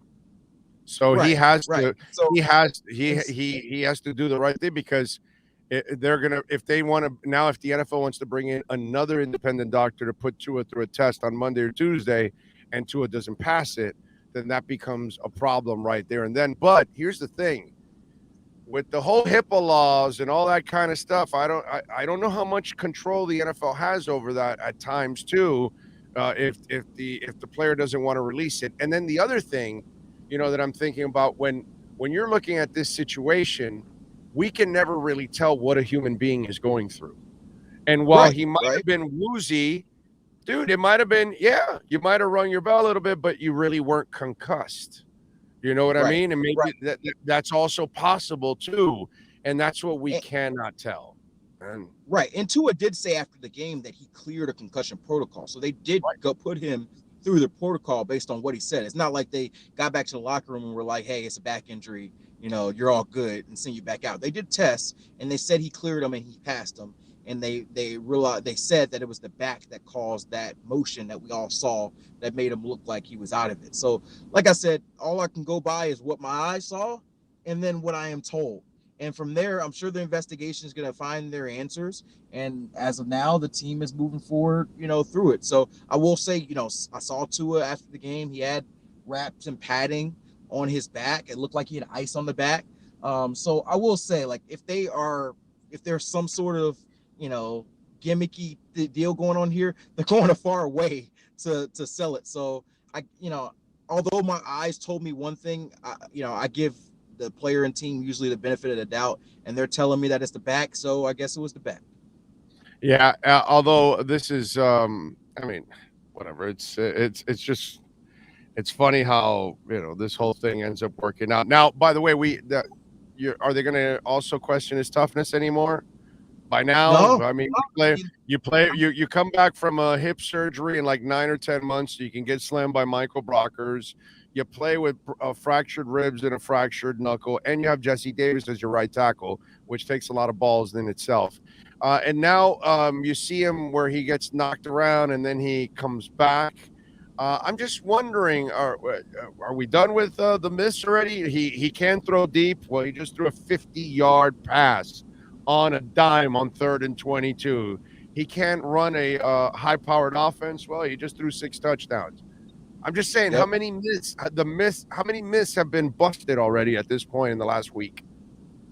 Yeah, I mean, he could. What was the thing? He couldn't throw the deep ball, right? And he had 4 touchdowns, 4 40+ yard touchdowns now, and this season through 3 games, which leads the NFL, Big O, more than any quarterback, more than the big arm Josh Allen, the big arm Justin Herbert, the big arm Patrick Mahomes, whoever other big arm quarterback who has such a stronger arm than Tua. They have not thrown as many 40+ yard touchdowns. And they're bombs. And they're bombs. They're not 10-yarders that went 50 yards. Exactly. Okay. Exactly. Like the one today, dealing with what he said is back pain. 45-yard pass. Wasn't even a touchdown. 45-yard pass, and he throws it, I think, 50+ yards in the air? It looks like. It was 50 because he was at the 39, and it landed right around the 10. Yep. So that's a 51-yard pass in the air on the money. Like some of the other passes, they might have said it was Right. 1 yard or 2 yards underthrown. This one, there's nothing you can squab about on that one. It was on the money. It was the best throw I saw all day. And it came from the quarterback who people doubted his arm. And like you said, the toughness, you know, over the first couple of years coming off the hip injury, he missed some time with a variety of injuries. And so my worry when he got hurt was, oh man, he's going to miss some time. The rest of this game, they're going to lose this game. They're going to play Cincinnati next week without him. They may lose that game. And then all of a sudden you're 2-2 and Tua's missed, you know, the last 6 quarters. And the question is going to come up again. Can he stay healthy? You know, even though it was something that happened off a late hit. So that was my worry, at least from him. And he came roaring back in the second half. The crowd cheered when he came on the field. And, you know, he didn't light it up necessarily in the second half, but he did enough to get them to win. And he got the money drive, dude. He did the money drive, just like 4th and 7. Exactly. Yeah. Exactly. So that's something that you want to see from your quarterback. I don't know, you know, I'd say at this point, Tua, Jalen Hurts is playing pretty well, but I'd imagine you put Tua in the top 5 or 7 quarterbacks as far as how they've played so far through 3 games in the league. And I don't know how many people outside of Dolphins fans and Miami fans would have predicted that through the 3 weeks. That's what I'm saying. You're a Dolphins fan. You're a Miami fan. So you would have predicted that. I'm just saying, like, but I'm still objective. If he wasn't any good, I'd tell you he's Ryan Tannehill. He can't play. I'll tell you he can't play, dude. Right. So I'm not. See, the difference is, well, I'm unabashed. I'm a fan of the Heat, the Dolphins, the Panthers, the Marlins. I'm born and raised in this town, dude. I'm 56. I'll be 56 next Saturday. Okay, so I only know South Florida sports, so I'm not going to tell you that I'm not going to root for these teams, but it's not going to stop me from being honest. And that's what I've always felt, that this kid was money. And I say, when they ask, oh, can he be a top 10? Hell yeah, he can be a top 10. He can be an elite quarterback. He can be a great quarterback because he has all the elite tools you need. And that's what people don't understand. You just think it's all about size and big arm, and that doesn't make a great quarterback. And that's what I keep trying to explain to people, but whatever, that's fine. How about this, Cam? The defense, dude. They bent and almost broke last week, and then when they needed stops, they came through and handed the offense the ball back. Because remember, Tua can't come back if they don't make stops and say, all right, here's the offense. Here's the ball, offense, go score again. And we'll stop them again. We'll stop them again. So that takes a lot of character. And then today in that heat, that was a war, brother. They were hitting hard. There were people falling left and right. They were dehydrating. And that Sasquatch that can actually move around called Josh Allen is just a great, great player, dude. But they hung in there. And then they made the plays they had to make, man. How about the defense, dude? Defense played incredible. The defense played incredible. Like I mentioned, 90 plays. I interviewed Javon Holland after the game because, you know, we've given the offense a lot of love. Usually the broadcast gets Tua after the game. Last couple of weeks, I got Tyreek, I got Waddle, and I got Mike Gesicki. And so this was a game I felt like the defense deserved more of the credit. And so I got a defensive player, and I got Javon Holland. And the first thing he walked off the field and told me and said, he was like, man, I'm dog tired.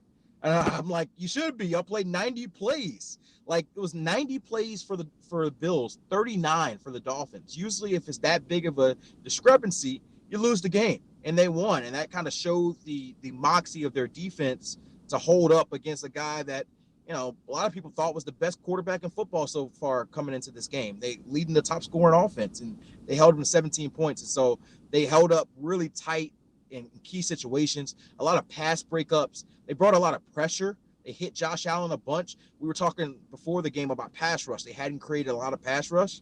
They created some today. They got burned a couple times with the cover 0 when they were trying to send a little too much pass rush. But for the most part, it got him off his spot, and I think it did more good than it did harm. You know, some people get ridiculous sometimes, like fans. Oh, why doesn't Josh Boyer stop with the cover 0? And I'm like, dude, that's Josh Allen. They've thrown every coverage at that guy. He burns every coverage. Josh Boyer is just trying to change. He's got to change it up. You can't give him the same look. You can't keep him comfortable. So sometimes you're going to have to take some chances. And guess what? In the end, what was the score again? 21-17? I mean, Yeah. overall, against Well, that 19 powerful after offense, Josh Boyer called a hell of a game. Yeah, Period. 19 after the butt, the 19, butt pump, that's right. the punt Sorry. butt. Yeah. Yeah, but 17, but giving up by the defense. what Can do you we imagine call if it? The butt punt? the butt or block? The what butt is- block.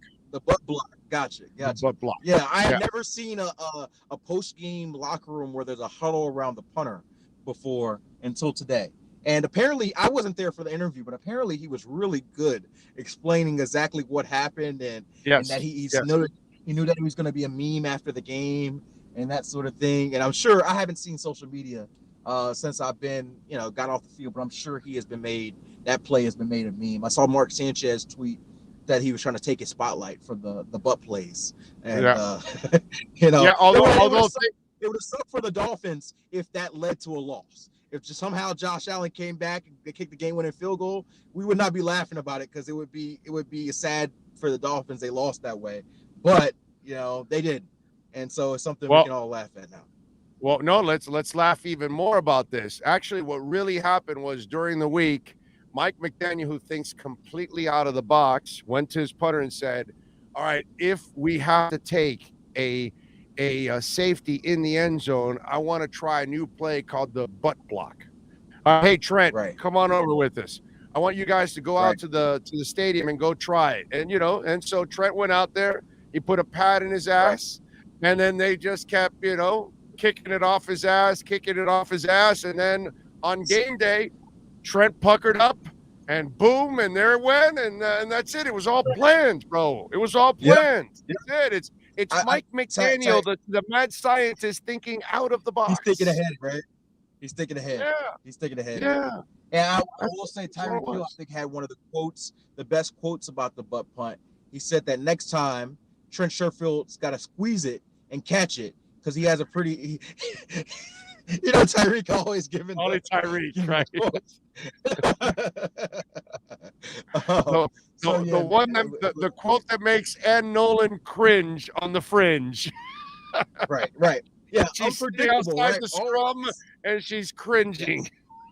He's like, please don't say something that's gonna get us in trouble. No, please. You can't. Just like on the field, you can't stop Tyreek. You can only hope to contain whatever comes out.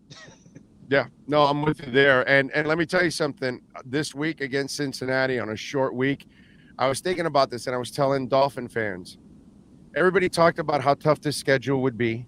And at the beginning, how much, oh my God, if they could go 2-2, great. If they go 1-3, well, you can understand, well, but I can see them going 0-4, all that. But when you look at it, it's not so much that you're 3-0. It's not so much that you started a tough streak, but you've also exercised all three demons. Like you have now won 4 straight against the Patriots. You basically put a nail in the coffin. I don't worry about the Patriots anymore. I don't think they're in Miami's class, to be quite honest. If Tua's on the field, the Patriots aren't winning this game, no matter when they play or not in the next couple of years. And then you look at Baltimore, who's been punching you in the mouth for years. Well, last year, Tua had that game, and you won at home. This year, you went to the road, and you went and beat them there. So now you've done something you've never done. You beat them back-to-back now, and you beat them for the first time on the road, and I don't know, since then. And then Buffalo's been kicking your ass, and you needed to send the message to them. So it's not just about winning. You have sent messages to 3, demons of yours that you needed to exercise. And this franchise is not only a good franchise, but it's exercising some demons. They are. It's been a great start to the season for the Dolphins, and I can't wait to see a bunch of more. I'm not a Dolphins fan like you, but I will say that it helps. I enjoy when the Dolphins are flowing like this because it means, 1, I get to stay home and cover more games. 2, it means I get to sit the place that I'm at the most, the Dolphins. People are happy. It makes my job happy. I don't like talking about negative stuff. I enjoy 2019. 2019 when we're in the locker room, the tank season, and I'm asking questions to dudes who don't even know who their teammate's name was. So when things are good over here, the vibe is good, the fans are good, it makes me enjoy doing my job more. And so 3-0 start, still plenty of football left, but I'm going to be covering my 4th straight Dolphins game this week in Cincinnati. If I can get out of South Florida before the storm hits, I'm going to definitely be up there. And that's 4 straight games. It's 4 times as many as we covered for NFL Network last year. And so we're giving them the proper love they deserve, and they're making us look smart by covering them on TV every week.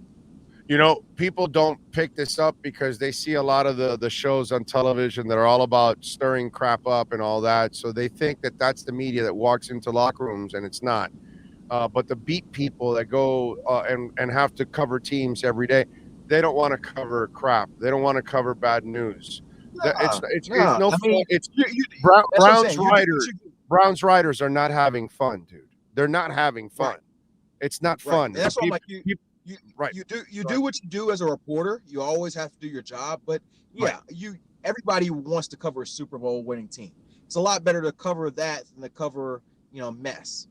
So I think that it's going to be an interesting few weeks ahead to see how much more, and I think it's already started, but how much more attention picks up on this team. And to be frank, once they get past this Bengals game, and even including the Bengals game, the schedule kind of softens up a little bit. Like, these were some of their hardest games to start the season. They got the Bengals this week in Thursday Night Football, and the Bengals are coming off a win. They haven't looked great to start the season, but I think they're going to be fierce. But then after that, you've got I think the Vikings, the Jets, right? The Jets, the Vikings. Hey, if you beat the Bills, any game is winnable. That's it. And that's what I'm saying. That's what I'm saying. And so a team that people were on the borderline about, and it's still early. I don't want to overdo it. Of course. But a team that people were on the borderline about, saying, hey, are they going to make the playoffs? Are they not? Now maybe the conversation comes, are they winning their division or are they not? By the way, how many extra markets demanded that the networks give them this game? Exactly. And it shows you that, it's not a deadbeat game, because the Bills are marquee, but the Dolphins weren't marquee. Now all of a sudden, like, no, Dolphins Bills, that's a marquee game. We want that game. So now the Dolphins are becoming more of a marquee. The funny thing is, you're not seeing Tua, Waddle, or Hill doing national stuff, really. They've kind of turned that down. And I think there's a lot of that to it, because people talk so much shit early on. They're like, oh, so now you guys want to talk to us? Well, too bad now. So those guys, and you end up with Tua and Waddle, who are not attention guys. But it's funny how Hill really hasn't really gone out after it when, although he has his own platform. So I guess that's why he does it too. Yeah. But it's interesting. All right. Appreciate you, man. We'll catch up later on in the week. All right. Sounds good. All right. You got it. All right. Be good.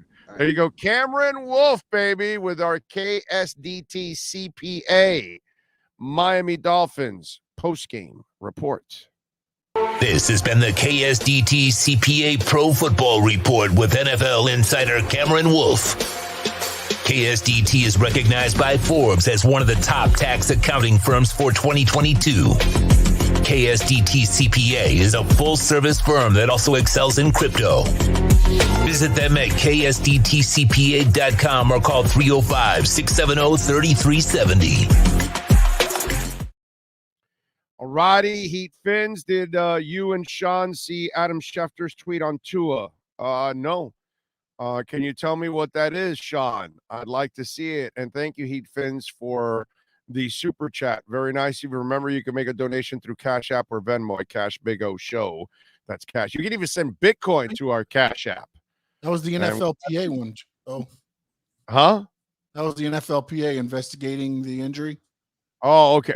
Yeah. Okay. I'll double check to make sure he hasn't tweeted anything. I've been trying to follow up, but I think that was the last tweet about that.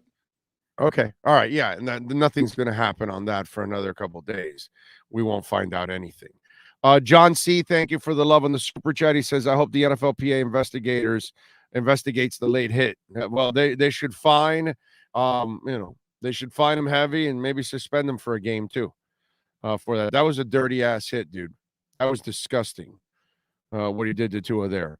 Ramon G., thank you, sir, for the love on the super chat. Very nice of you. Thank you for supporting the show. We are waiting Marcel Louis-Jacques. He's going to join us on the program, so we'll get his thoughts on what's gone on. John Gary, thank you for the love, sir. Appreciate you on the Cash App. Says for always loving you. Oh, thank you, John. Appreciate you, man. Very kind. Let me see the Venmo. So always some action. Let's see. Laurent Lamovi. Thank you, sir. He says, what's your opinion on the secondary today? You know, Lamont, let's look at it. It's 17 points. They struggled. I saw all kinds of guys get burned. I saw X. I saw safeties get burned. I saw all kinds of corners get burned. So I can't tell you that they were great out there, but I know that Josh Allen threw for 400 yards, 2 touchdowns, but he only ended up scoring 17 points. So he still didn't. You move the ball.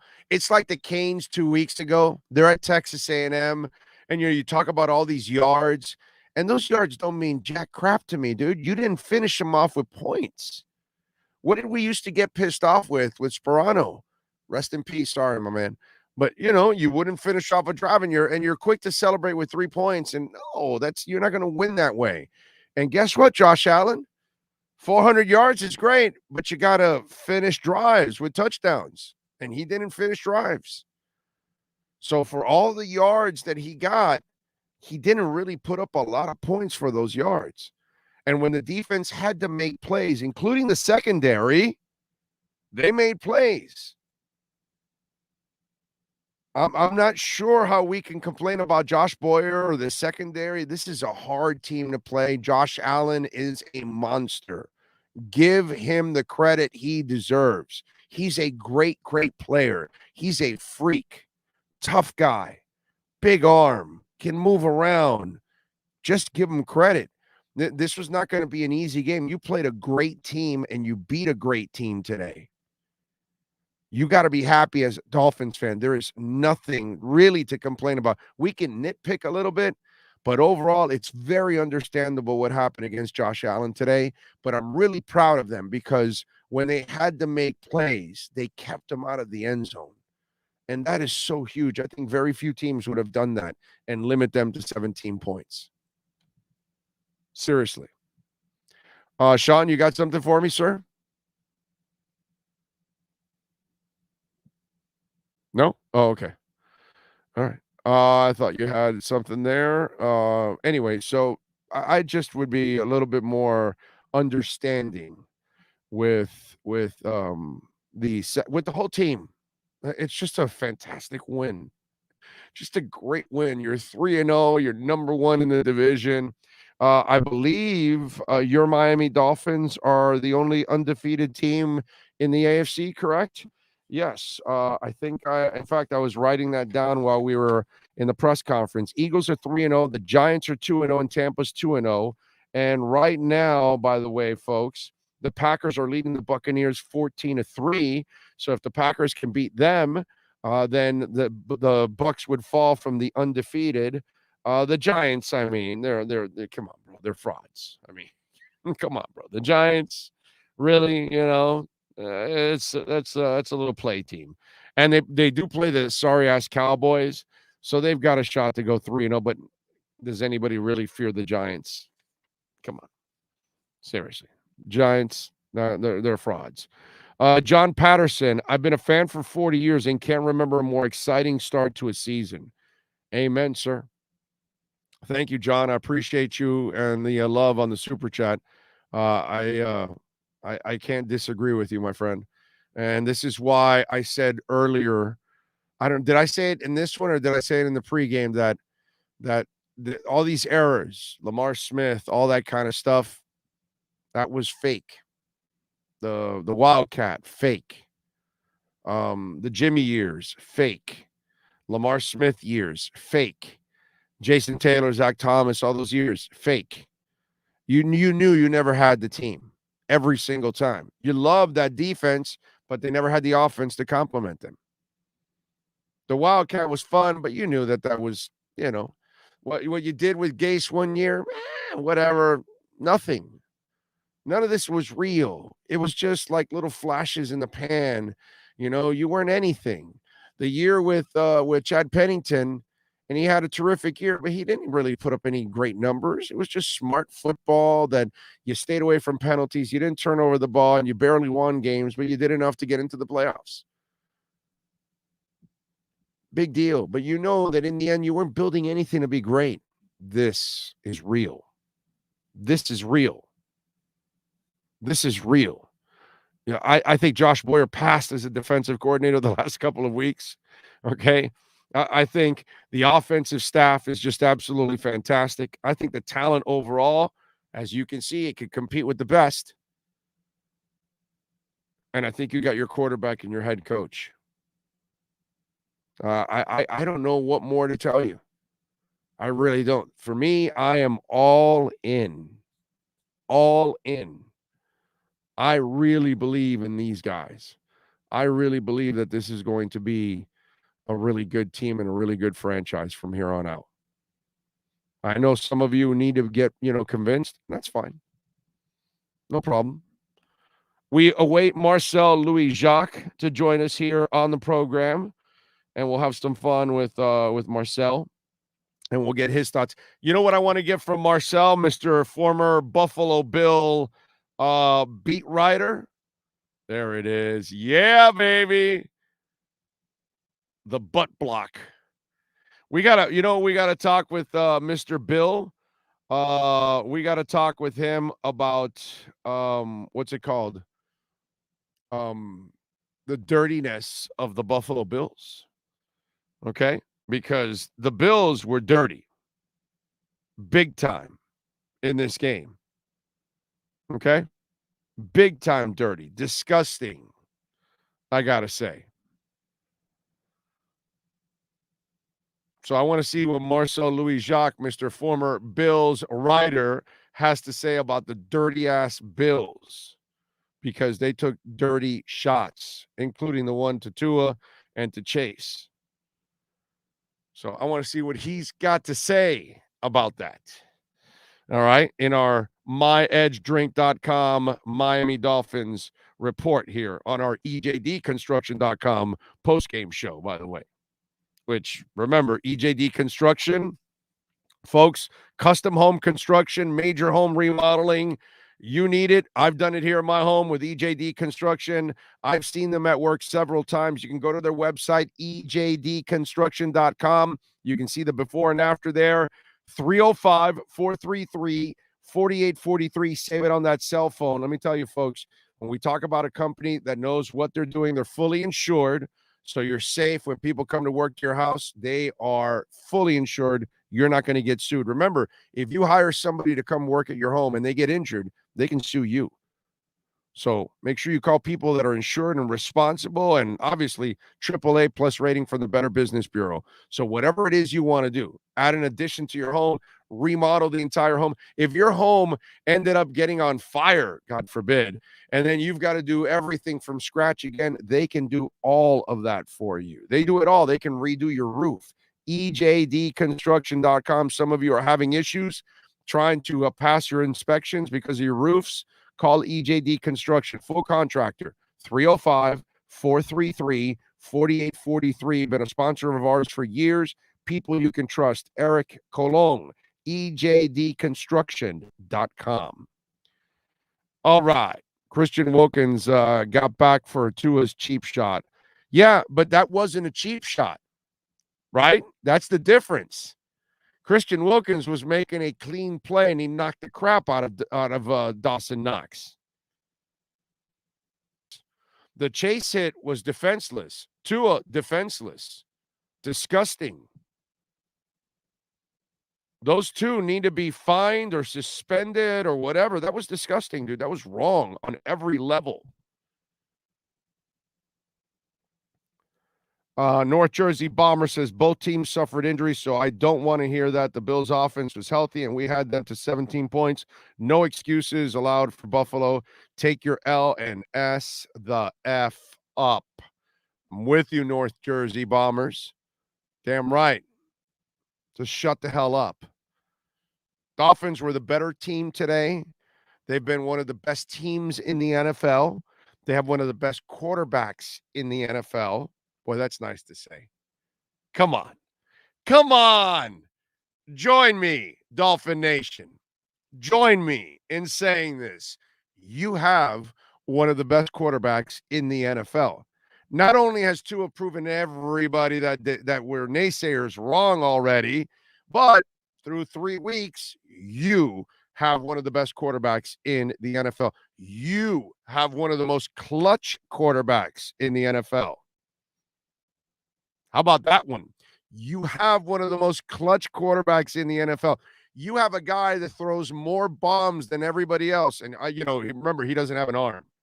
He doesn't have an arm, but he'll lead the NFL in bombs. Think about that one.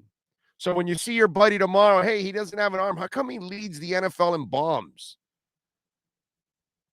Tell him he's so deadly that Putin wants to hire him to fight Ukraine because he's dropping so many bombs. Tell him about that one, okay? Just tell him about that right there. Dropping bombs. You, Dolphin Nation, own one of the best quarterbacks in the NFL. Ha! You haven't been able to say it in a while. And you've never been able to say it with confidence. You've never had any facts to back it up. You know what I'm saying? So now you have all the facts. You can back it up. He's got most of the best stats out there. He's one of the leaders in almost all the categories out there. His fourth quarter stats are just absolutely sicko. And then when you see your buddy tomorrow, you tell him, hey, did you watch 3rd and 22? Money. I love it. I love it. Mike M says, not sure what game Undefeated was watching. Was it Tua's fault the Bills controlled the ball for 40 minutes? No. Well, no, remember, Tua has to block and kick and catch the ball and design plays and hire the staff and take care of concessions. By the way, if they ran out of peanuts somewhere in the second floor, it was Tua's fault. It's always Tua's fault. I hope Big O roast Marcel, dude. I'm sure Marcel will have some excuses built on the Dolphins one. Nah, he won't. He's going to give. What I want to hear is what does he got to say about the dirty-ass play from the Bills? Okay, as dirty as their fans diving on food tables. Big O, did you notice how Josh Allen stopped taking on those hits? Defense was hitting him hard today. Yeah, I told you we told you in the pregame, you got to stick him. You got to stick him every time because he still will run. And I told you guys even pregame, if I'm the Bills, I don't know how you got to sit down with him every day and say, yo, you got to beat people from the pocket, bro. Stop running. Stop running because you're not going to last. Right? Now, I don't care. You want to keep running? Go ahead. Christian Wilkins at one point or another is going to knock the crap out of you. So that's fine with me if you want to keep doing it. But, yeah, it's pretty dumb on his part. But, hey, keep being dumb. That'll help the Dolphins. John R. says, Tyreek Hill, Dolphins, Sherfield will catch next failed punt with his butt cheeks. That's it. That's it. You got to catch it with your butt cheeks. That is talent if you're able to do that. The Bills tried their best to keep Tua on the bench and even use a cheap shot to down Tua, but all of the Samoan sniper needed was 8 drives to get the job done. Yes, sir. And 3rd and 22. And let me tell you, they were screwing up all over the place around him.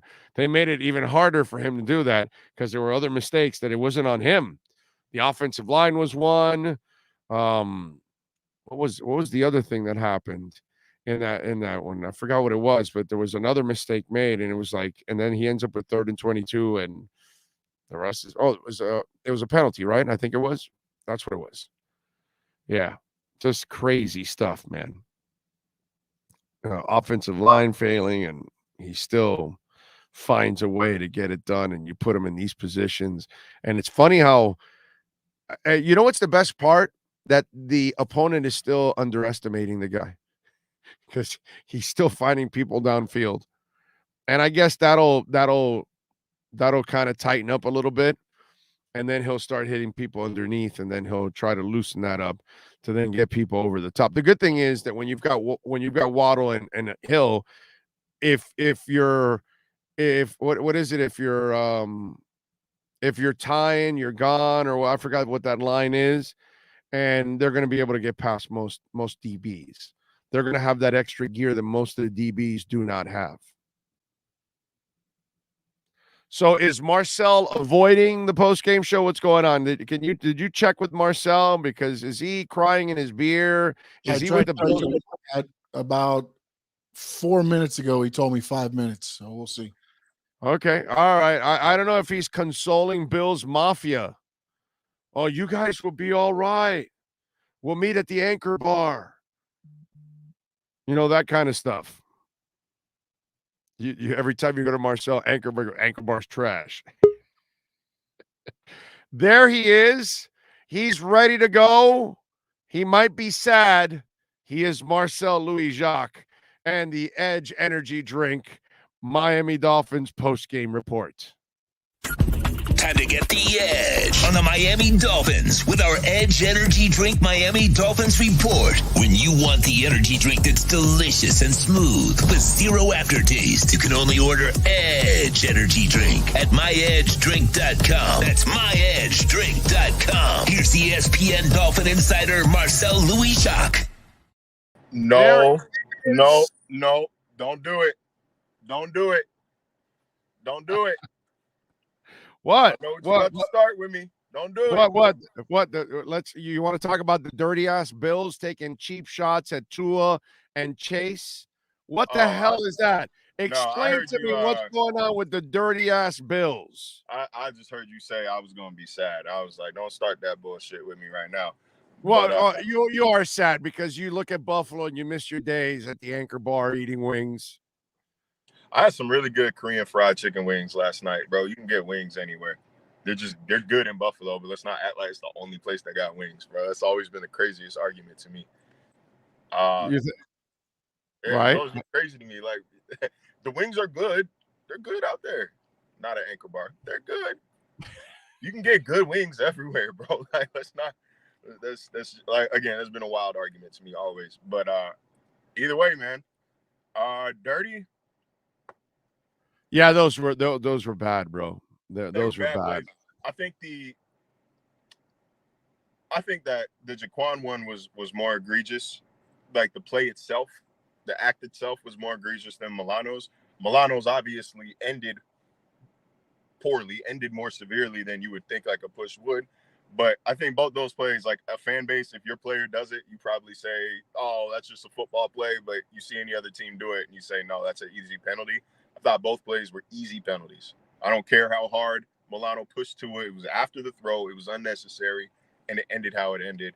And then the Jaquan Johnson hit. Again, Edmonds already dropped the ball. That's low football IQ to continue to lay that hit after he lands on the ground. They're game-defining plays. They're game-defining mistakes. And let me ask you something. Will the league investigate that and fine them after for those plays? Do you think that's a possibility? I know suspensions can happen, but I think that those guys at least should be fined for that because, dude, Johnson, I mean, I know that hit by Edmonds ruined Tua's back, but still, it's.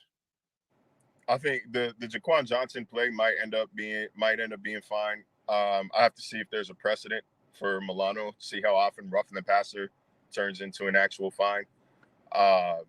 And then the scrum, the QB sneak play, I got to watch it again. I have to watch it again. I don't think what people realize, like I get a great view of the atmosphere and the game itself here, but y'all at home see a lot more replays than I do because the TV in the press box is about a play behind. So if I'm watching an old play, then I'm missing the new play. So it's hard. I usually get a quick look at it and then I have to go back to work. So there's I have to rewatch the game in order to really tell what happened on that QB sneak. Tua said it felt like he hyperextended his back. Unless there's something, again, in 4K, clearly obvious that was dirty in that scrum. I haven't seen it. I'm not denying the existence. But unless there's something very clear out of that scrum, it's going to be hard to pull a fine out of a play like that where so many bodies are tangled in on top of each other, is my knee-jerk opinion. No, on that one, yeah, I agree with you. I just think the other two, the hit on Chase, he was defenseless. And then the Tua one, I think, was also completely unnecessary. He knew he had already made the pass. There was no need to make that push, you know. And in the end, how do you think Tua's back is? By the way, I'm sure it hurts. It was padded. It was wrapped up in the locker room. You moved a little gingerly for sure. I'm sure it hurts. did you give him an Oscar or a Tony for the play? What was your or from 1 to 10? How was the acting job? I'm not sure how much he was actually acting, man. Like, and I got to be careful about speculating on what was real, what wasn't real. What was real is, he got up gingerly after that QB sneak, and it looked like it was a back or leg issue. What was real is that his head hit the ground on the roughing the passer. Everything after that, man, I don't know. I wasn't there. I remember the hands being here and looking. I didn't see the hand back here. And then the Dolphins said he's being examined for a head. Listen, whatever whatever, bro. If the glove doesn't fit, you must have quit. Whatever you want to fool me, go ahead. I'll tell you, I've been fooled. Okay, I've seen Bills fans on Twitter say something about the Dolphins cheated. Big surprise. Like, okay, if they cheated and they put a concussed Tua back in the game, then you got beat by a concussed quarterback. So, like, I don't think it's as big of a dunk as people think it is. Oh no, I think it is. Now that I think about it, did you watch Ken Dorsey get pissed off in the press box? Oh yeah. Well, he's saying to himself, "Damn it! In the Ohio State game, I was concussed and I couldn't come back. That bastard came back on us."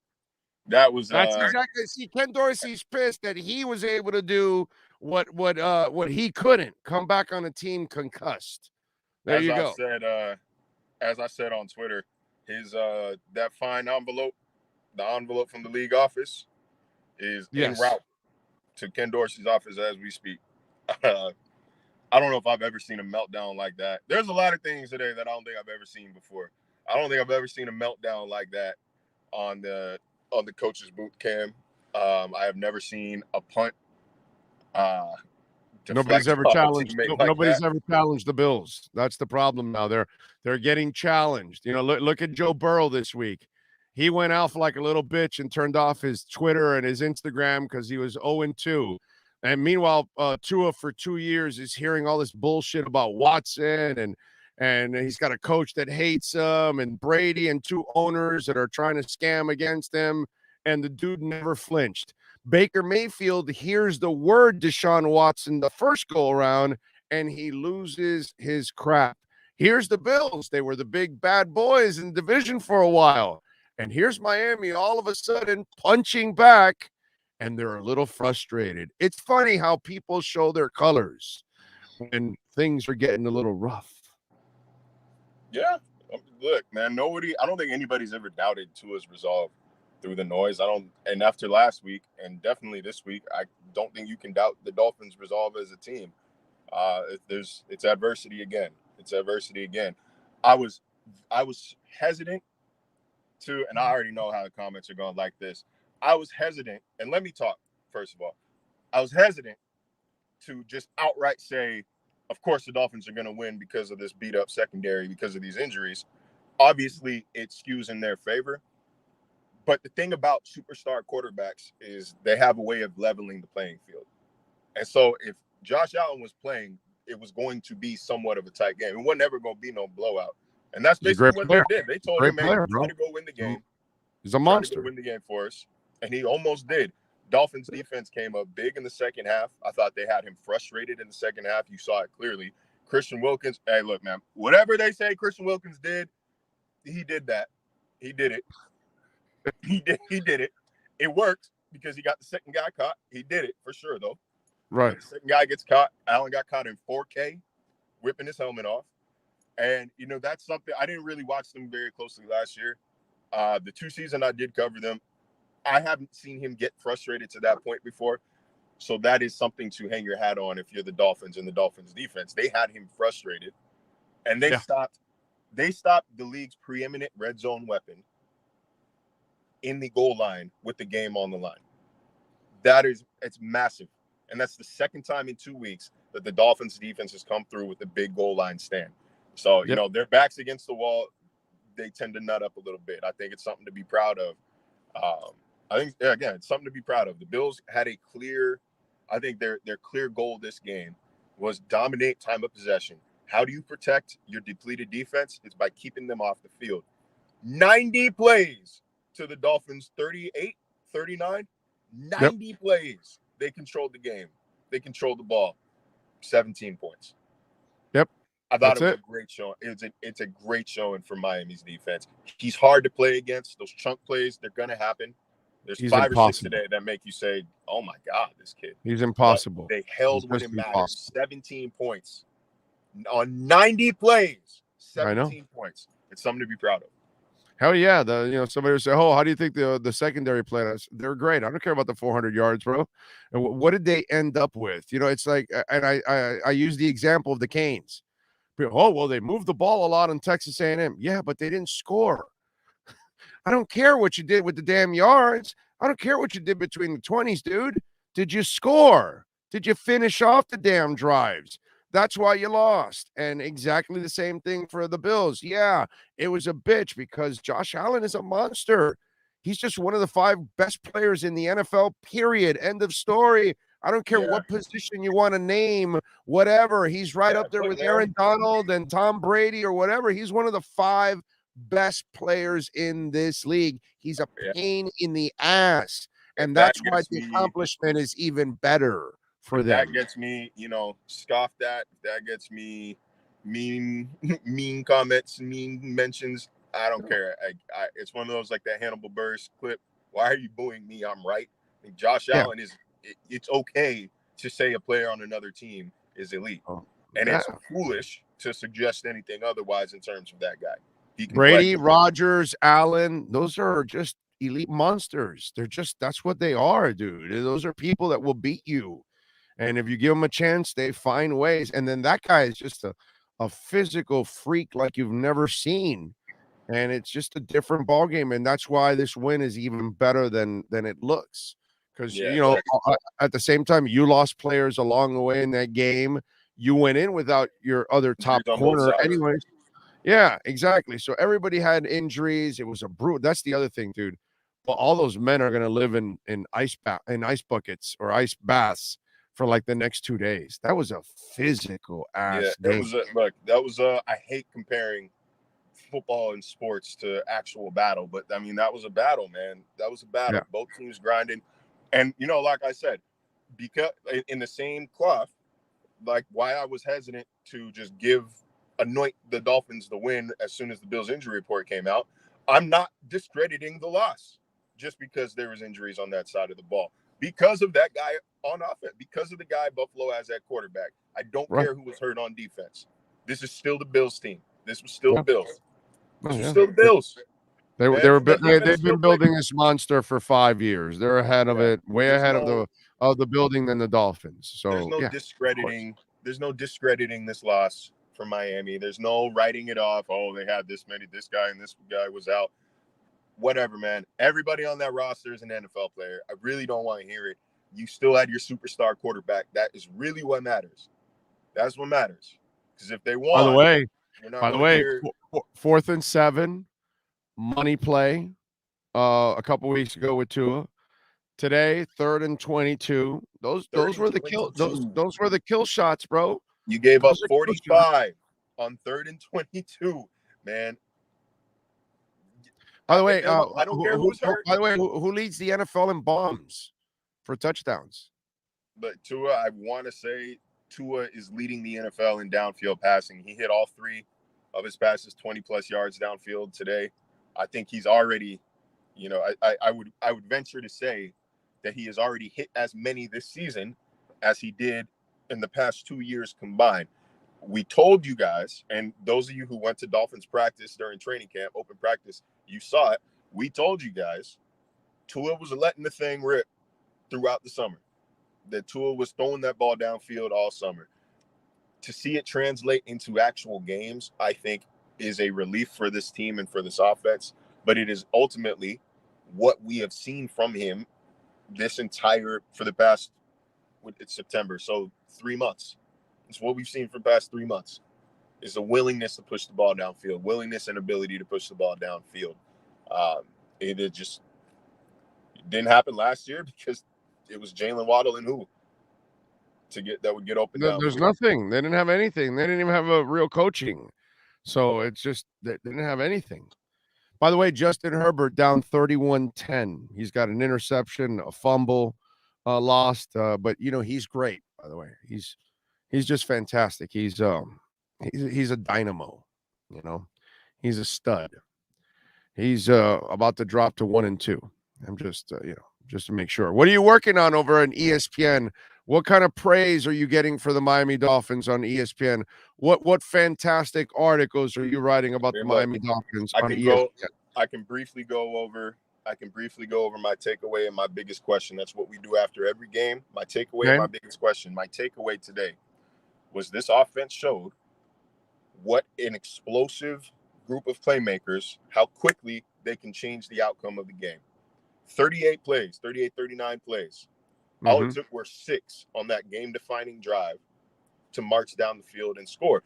It doesn't matter. It just showed they can be kept in check throughout 3 quarters of a game, whether it means they're being stifled, whether it means they're being kept off the field, doesn't matter. They can be held out in check for 3 quarters. This offense has now shown for the second week in a row that it can score quickly when needed. That's important. That's something that wasn't present last year. It wasn't present the year before.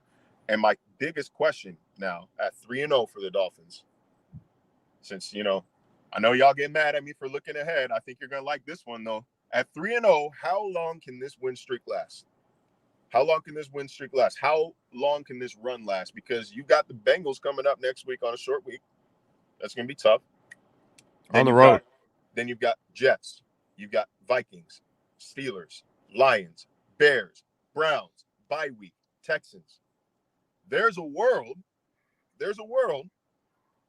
where the Dolphins are favored in 7 of those 8 games. There's a world where the Dolphins have 10 wins entering that December from hell, where they're at San Francisco, at Chargers, at Buffalo to start the month. There's no more hell, bro. There's no more hell. They're a good team. There's no more hell. I think they're a good team. And by the way, I'm really worried about this game for a letdown. And I explained it to Cam because not only did you play a good schedule to start the season, not only are you 3-0, and so you're leading the division now, but also you've exercised 3 demons. Like the Patriots, you've put them away now 4 straight times. So that's like you're done with the Patriots. They're never going to be anything to you again. And then the Ravens have kicked your ass over and over again. Well, you beat them last year, and now you went this year to their place and beat them. So you kind of now exercising that demon. And then the Bills have owned your ass 7 straight times now. And so now you're exercising that demon.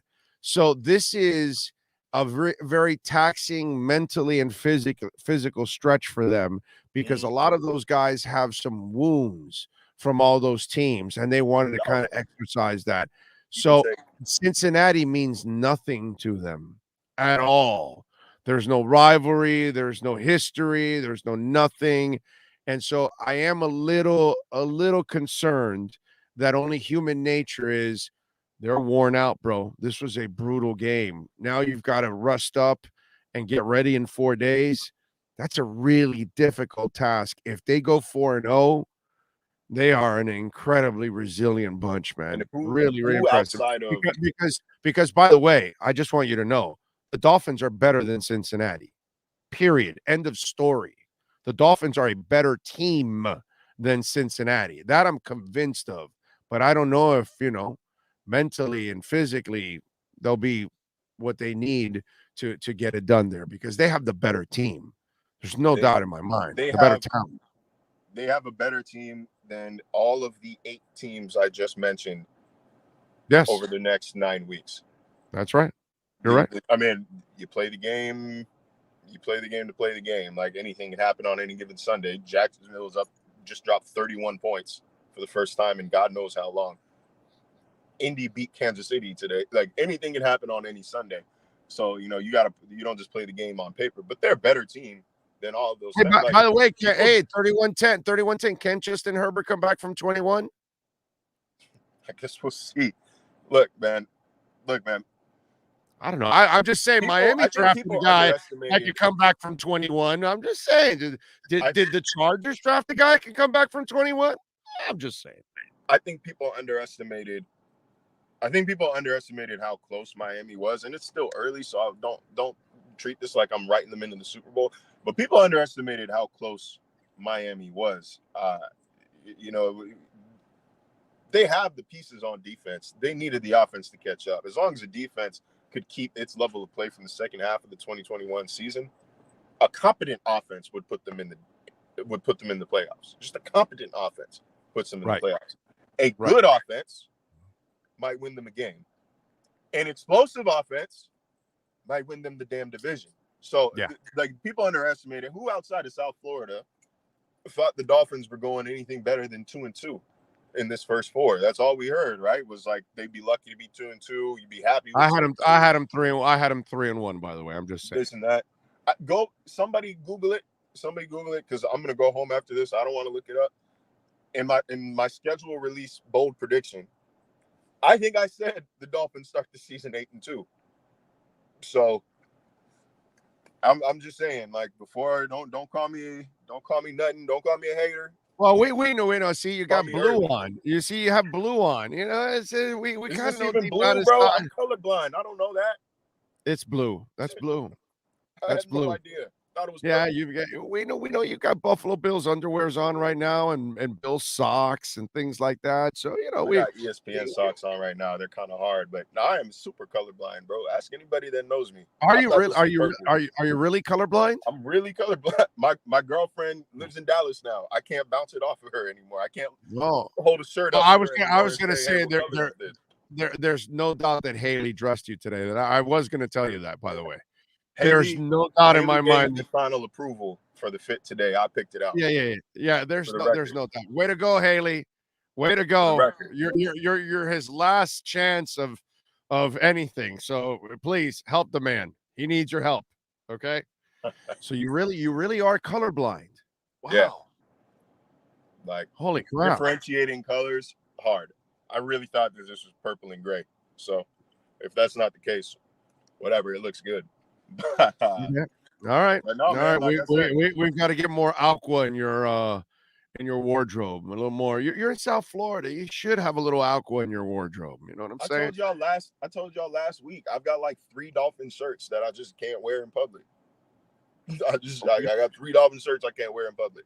All right. Well, next week, what you do is you wear them on Thursday night on the post-game show. After they win, and you go in your car, and then you switch into a Dolphin shirt, and then you do the interview. Still no. No, I won't, because you know what I care about more than the people saying mean things in the comments or calling me this and that? I care about my paycheck. And if ESPN sees me wearing Dolphins gear, that paycheck has a chance to stop coming. Yeah, no, that's a good idea. That's a good idea. By the way, what do we know injury-wise from the locker room? Because it was a mass unit. How many people last time came back? The biggest one I can say is Xavier Howard had legitimate cramps. He said it was his calf cramping up, not his groin. No, there were times that he looked a little stiff today, but he was dealing with the calf cramp, not anything flaring up. Okay, well, that's good. That's not serious. That's not serious. We're good with that. Anything other that was serious? Not that I could tell. Not that I could tell. No, and even Greg Little, if it's a finger injury, I mean, I know that fans down here are. You might get a little PTSD when you hear about a finger injury and how long it should keep somebody out. But for an offensive lineman, take that up, man. Right. Yeah. And go play. Right. You shouldn't be really using your fingers anyway. You use an open palm. So right. You know what I mean? So like, you don't got to grab nothing. You'll be all right. Yeah. But I'm with you. We'll hear more. We'll hear more tomorrow. It's a short week. This hurricane has a chance to shorten it even more if they have to change their travel plans. But I think all of that is still being determined at the time. You better change your travel plans. Get your ass out of here, bro. Oh, I'm trying. Get your ass out of here, man. Huh? Oh yeah, I think I'm getting out of here on Tuesday. Yeah, that's a smart move on your part. Yeah. Get out of here a little early, and I mean, really, it's Cincinnati. I'm sure you can't wait to get there. Okay. I want to try Skyline Chili, bro. I'll say it. I'll say it. You go ahead. I want It's to try fine. Skyline Chili. It's all right. I mean, it's all right. It's not like anything like, oh my God, it's really as good as people say it is. No, it's not. It's all right. It's all right. Just to We see, used you to know, have, just to see we what it's had, like. we I had like one having my here. own opinion. I like We having had my own one opinion. here. Yeah. We had one here, and it's gone now. I think the pandemic kind of put it completely out. But yeah, no, you might as well, dude. It's like the Anchor Bar crap in Buffalo. Even though it's not really where you get the best wings, people go there anyways. Right. It's just a tourist trap. So Skyline Chili, when you taste it, you'll go, okay, it's all right, but it's not like, oh my God, this is the greatest chili I've ever had. No, it's not the case. It's like I escargot. I had escargot just to say I've had it, just to participate in the conversation. Oh, wait a minute. Hold on. Hold your horses there. I did not like it. Have you had the escargot at Burns Steakhouse in Tampa? I will not. No, I don't want it again. I No, had it once. Okay, if you and I are ever in Tampa together, I'm I gonna will take not you eat to escargot. Burns. I'm gonna treat you to it, and you're gonna Who's remember paying me. for the escargot makes no difference to me. But I don't want it. Trust me. The escargot in that place is off the chain, dude. It The just sauce feels they like use. it just feels like in a world where we have so many food options available. I forget who just said this, but I'm gonna paraphrase. In a world we have so many food options available, I don't want to eat a snail. I did it to try it. If it was excellent and blew me away, I'd probably eat it again. It didn't blow me away. I didn't like the consistency of it. The taste was just okay. You know, Oh no, that's what I'm saying. I'm telling you, if you try it at Burns Steakhouse, okay, it's the greatest escargot I've ever had in my life. It is so freaking good, dude. It's in this sauce that's made. It's delicious. That you'll get the bread and you'll dip it in that sauce after that. That's how good it is. It's so delicious. They have these little breads that they give you at Burns. Oh, so good. Garlic breads. Oh, I want to go to Burns Steakhouse right now, man. Anyway, all right. What are you working on ESPN so folks can check you out, my friend? Where we move on from here, I'm going to go home. I'm going to watch this game again. I'm going to come up with my follow-up from there. Okay. Go let my dog out the crate. I know he's upset. And get ready for Cincinnati, man. It's a big week coming up because they're rolling right now, man. Like, they're 3-0 in the AFC East, or 3-0 in the AFC.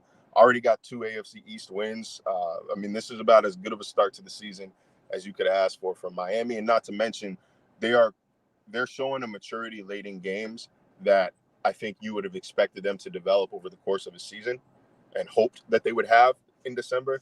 They're showing that right now. I think they're ahead of schedule right now. And, you know, again, to show that you can win games in multiple ways. You can win games if you have to throw it 50 times. You can win games when you only run 38 plays. You can win games when, you know, you've got the greatest tactician in NFL history on the opposite sideline for you, like they did in week 1. They're winning games in myriad ways, and that is going to help later on in the season. Not to mention, man, I think the biggest thing taken away from the locker room today that we haven't talked about during this segment, multiple players talked to me and told me this atmosphere was electric. This environment was electric. When that clock counted down, when the Bills were trying to snap the ball or spike the ball, the press box literally shook. It was shaking. I've never felt that before. People were here. People were loud and excited. Bills fans have this thing where they think they take over every city they go to, and a lot of cities they do. This was not one of them today. There were Bills fans there. This was not a Bills-favored crowd. This was a Dolphins-heavy crowd, as it should be at your home damn stadium. I thought they showed up. They were loud. I hate parking here now because you can't show up at 11 o'clock anymore. You got to get here early. But if it means getting to experience an environment like that, the parking woes are worth it, man. Like, I thought these first 2 games of the season have been, from a Dolphins fan perspective, I mean, night and day from previous seasons. Like, you can tell the excitement over the course of the offseason has translated into the stands at Hard Rock. So, you know, they're on the road the next couple of weeks. We'll see. You know, I don't know how well. We'll see how well they travel. It was a decent contingent in Baltimore last week. But, you know, great start to the season. It's starting off about as well, again, as any Dolphins fan or Dolphins player, staff member, whatever, could have hoped for entering the year. I'm with you there. Follow him on Twitter at Marcel_LJ. And, of course, catch his work there at ESPN. Marcel, we will talk later on in the week, my friend. Appreciate you. Yes, sir. I'll see you tomorrow. You got it. There you go. Marcel Louis-Jacques getting it done for us. And so does My Edge Drink. Go to myedgedrink.com, the finest energy drink on the planet. And let me tell you, you can't get it in a store. You have to order it online. Go to myedgedrink.com. When I tell you an energy drink is delicious, smooth, and has zero aftertaste, I am not lying. Only 78 calories, and we'll get you 10% off. Use our code BIG-O. Go to myedgedrink.com. All right, myedgedrink.com. Use our code BIG-O for the finest energy drink on the planet, baby. Edge energy drink. Hey, it's 38-10 now. Trevor Lawrence with 3 touchdowns and no interceptions, 262 yards. Justin Herbert, but he's losing to the Jags. His team is 1-2. He's 22 of 39 for 278 yards, a touchdown, an interception, and a fumble. But where are you, Justin Herbert, people? I thought he was fantastic. I thought he was awesome. Right? I think I've got in the car a couple times and hear my boys in the morning. I've heard Joe and the boys brag so much. I wonder if they are they still bragging about Justin Herbert there? Just saying. I still think he's better than Tua. Do they rather have him better than Tua? I'm just wondering what's going on. Do we have where are those Herbert people? I know who you are. Where are you? Why aren't you talking some shit now? Your boy's losing 38-10 to the Jags. 38-10. What, he can't come back from 21 points? Tua does it. Why can't he? Oh, and by the way, the Chargers are home, losing to the Jags. He's playing the whole game. I mean, you want to judge Tua with ribs also, right? And a fractured knuckle. You know what he does? He beats the Ravens. What's Justin Herbert do? Fold the tent against the Jags at home.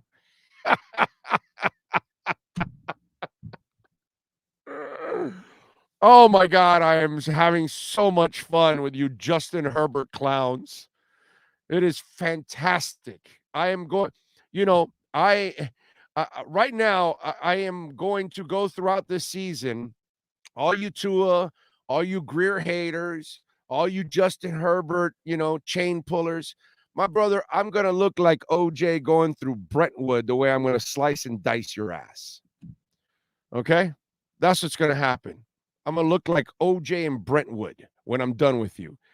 Phil Montgomery, ESPN's headlines about the concussion protocol, not about the Dolphins beating the Bills. ESPN and fins up. That's right.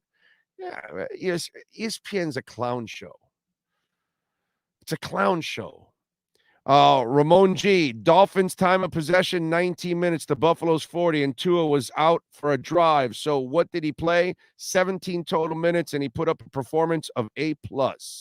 Damn straight, Ramon G, because you now have a franchise quarterback. Jamak 007 says Josh Noodle Arm Allen. Josh C chiming in says Tua definitely looked hurt after the sneak. I thought it was an ankle. So did I. I thought he came out of that pile a little ginger, and I was a little concerned about it. What a tough son of a bitch that guy is, man. He's just a tough dude, bro. Mentally, physically, you have to admire the hell out of Tua Tagovailoa. Tom Reinhardt, thank you, sir, for the love on the super chat. Very nice of you, my friend. Thank you. All of you out there, as always, continuing to support our show. Let me get to all the super chats. I know there's a crap ton of chats that I cannot get to. Let me see. Juan Vaccaro. Dolphins become good after Omar Kelly leaves the Sentinel. Coincidence? I think not. LOL. I disagree, like I do a lot of times with Omar. So Omar, like always, finding the negative in shit. So he goes, "Do you think that Isaiah? What's the name of the kid? Is it Isaiah? Yeah, it was Isaiah McKenzie." He goes, "Do you think Isaiah McKenzie will make a bigger impact than Cedric Wilson? Because Cedric hasn't had a big impact yet, right?" And so I tweeted back to him. I said, "Your question doesn't make any sense." And see, this is where you sit as a media member in negative thoughts constantly and trying to find something to make people think, but you're just being negative at the moment when you should actually be focused on the positive stuff that's going on. Talk about Bethel being picked up and making plays on special teams. Talk about how the secondary's giving up yards, but is still making plays when they have to make plays. There's a lot of positives to be focused on. And so I told him his question made no sense. Do you know why his question made no sense? That's a front runner question, but it's also a question that really you're not looking at the facts. The Bills don't have two alpha receivers. Gabe Davis is nice and Isaiah Washington is nice. They're good receivers. Don't get me wrong. They're not Jalen Waddle. So you have Tyreek and Jalen Waddle.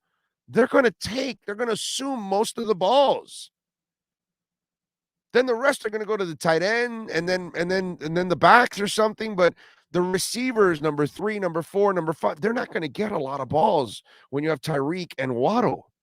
So, but the Bills, they only have one alpha. His name is Diggs. I like Gabe Davis. I like Isaiah Washington. Those guys are solid receivers, don't get me wrong, but they're not alphas. So that's why Cedric has a lesser role, just like Isaiah. If he was here and you're the third guy, you're going to have a lesser role, dude, because there are two freaking studs starting. They don't have that in Buffalo. They don't have that on most teams in the NFL. What is it, 25 of the teams in the NFL? They don't have Waddle and Tyreek. So why would you ask that question? And that's where, as much as I love Omar, you're just focused on the negative. How can you focus on any negative right now? What negative is there to focus on? Make people think about the good stuff. What did I tell you? They exercise 3 demons. How many people are going to tell you that? Nobody's going to tell you that. They're going to go to 3-0, but they're not talking about what those wins mean. We tell you that here because we look at it through the Dolphin glasses, which is what you want, which is what you deserve. Michael Cody, thank you, sir, for the love. Lake Erie turning into ocean water from all this salt from the Bills Mafia. Work is going to be fun here in Buffalo tomorrow. Keep Ross away. Hey, amen. Yeah, keep Ross away. Lost 2 picks because of that, dude. Jose, thank you for the love in the super chat. Man, who's going to beat us? Because I don't see a threat for a while unless we have a letdown. This win streak will continue. I'm really interested about this Thursday, guys. It's going to take a lot of intestinal fortitude to really get through Thursday on a short week on the road. You know what I'm saying? Remember, you can make a donation through Cash App or Venmo at Cash Big O Show. That is Cash Big O Show if you want to make a donation through Cash App or Venmo. But I am worried about this week now because of how much the Bengals mean nothing to the Dolphins. No, and it's an AFC game. So it is important. Don't get me wrong. I'm not telling you it's not important, but it meant so much more to beat the Bills. They hear it from everybody. Oh, well, I don't believe in the Dolphins. I'll believe in them now after the Bills. So they heard that all week. Oh, I don't believe in you guys. You got to go to the Ravens and beat them on the road. That last year you were lucky. Oh, no, the Patriots. Oh, they've got Twommy Boy, number 2. And Belichick is this, that. And so they hear all of that. And then, guys, what's wrong with you? We kick the Patriots' ass every time, and they did again. So it means so much to them because there's so much history with those 3 teams. The Bengals, there's no history. They don't care. The Get Up 17, thank you, sir, for the love on the super chat. Very nice of you, sir.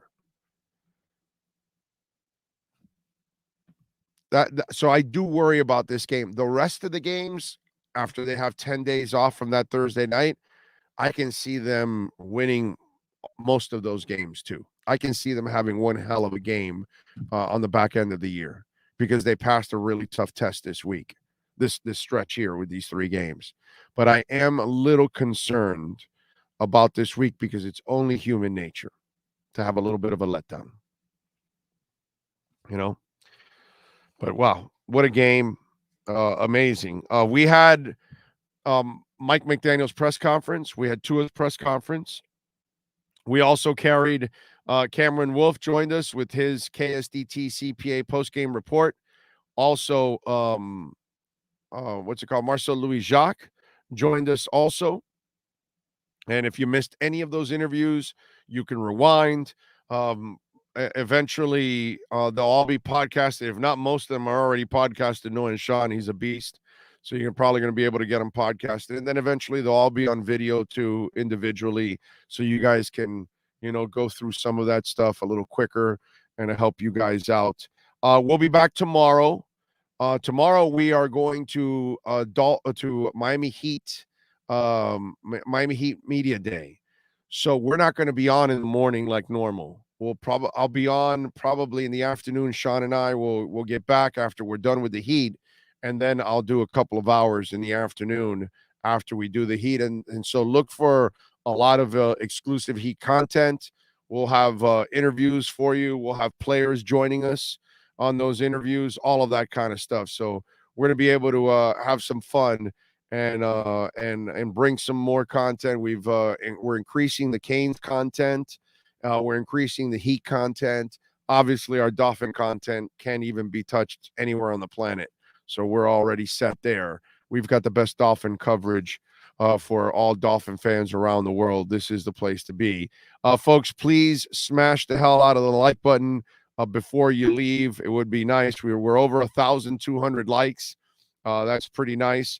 And we're at 1,200 watching, but I'm sure there's a lot of you that did not hit the like button. So please smash the like button. If you're on the Cuts channel, if you're on the Mothership, whichever channel you're watching us on, we thank Sean Stanley, of course, as always, the man that masters this whole thing and makes it go round every single time. We will see you all tomorrow afternoon. Same time, same place, same bat channel. Probably around, I would think around 3 o'clock is when we'll be on tomorrow afternoon. So we'll have an afternoon show for you here on the program and plenty of Heat content, and we'll go over some of the stuff. By the way, at 3 o'clock, that also gives us an opportunity to have Mike McDaniel's press conference, and we can react to that and then have our insiders join us after that too. So it's actually better for us to have an afternoon show and give you more fresh Dolphin content and everything else that goes on in Heat Media Day tomorrow. All right. Appreciate all of you. Thank you all. Those of you that made donations on Cash App or Venmo or the Super Chat, we appreciate you. Those of you that are watching and chatting and subscribing and liking the channel and everything, and hit the notification bell and visiting our amazing sponsors like EJDconstruction.com, the proud sponsor of our post-game show. We thank EJD being our sponsor of our pre- and post-game show. And again, call them at 305-433-4843. Call Eric and tell him that Big O sent you. They will take care of you. I promise you. EJDconstruction.com. All right, we'll see you tomorrow. Y'all be good out there. Go Dolphins, baby. Be happy. Enjoy it. This is absolutely sweet. This has been the Miami Dolphins Postgame Show on the Sports Talk 305 Network. The show is mastered by Sean Stanley and Chad Shobe. Please subscribe to our platform by searching Big O Radio Show on all digital avenues. On behalf of all our staff, we thank you for supporting us. Have a fantastic week.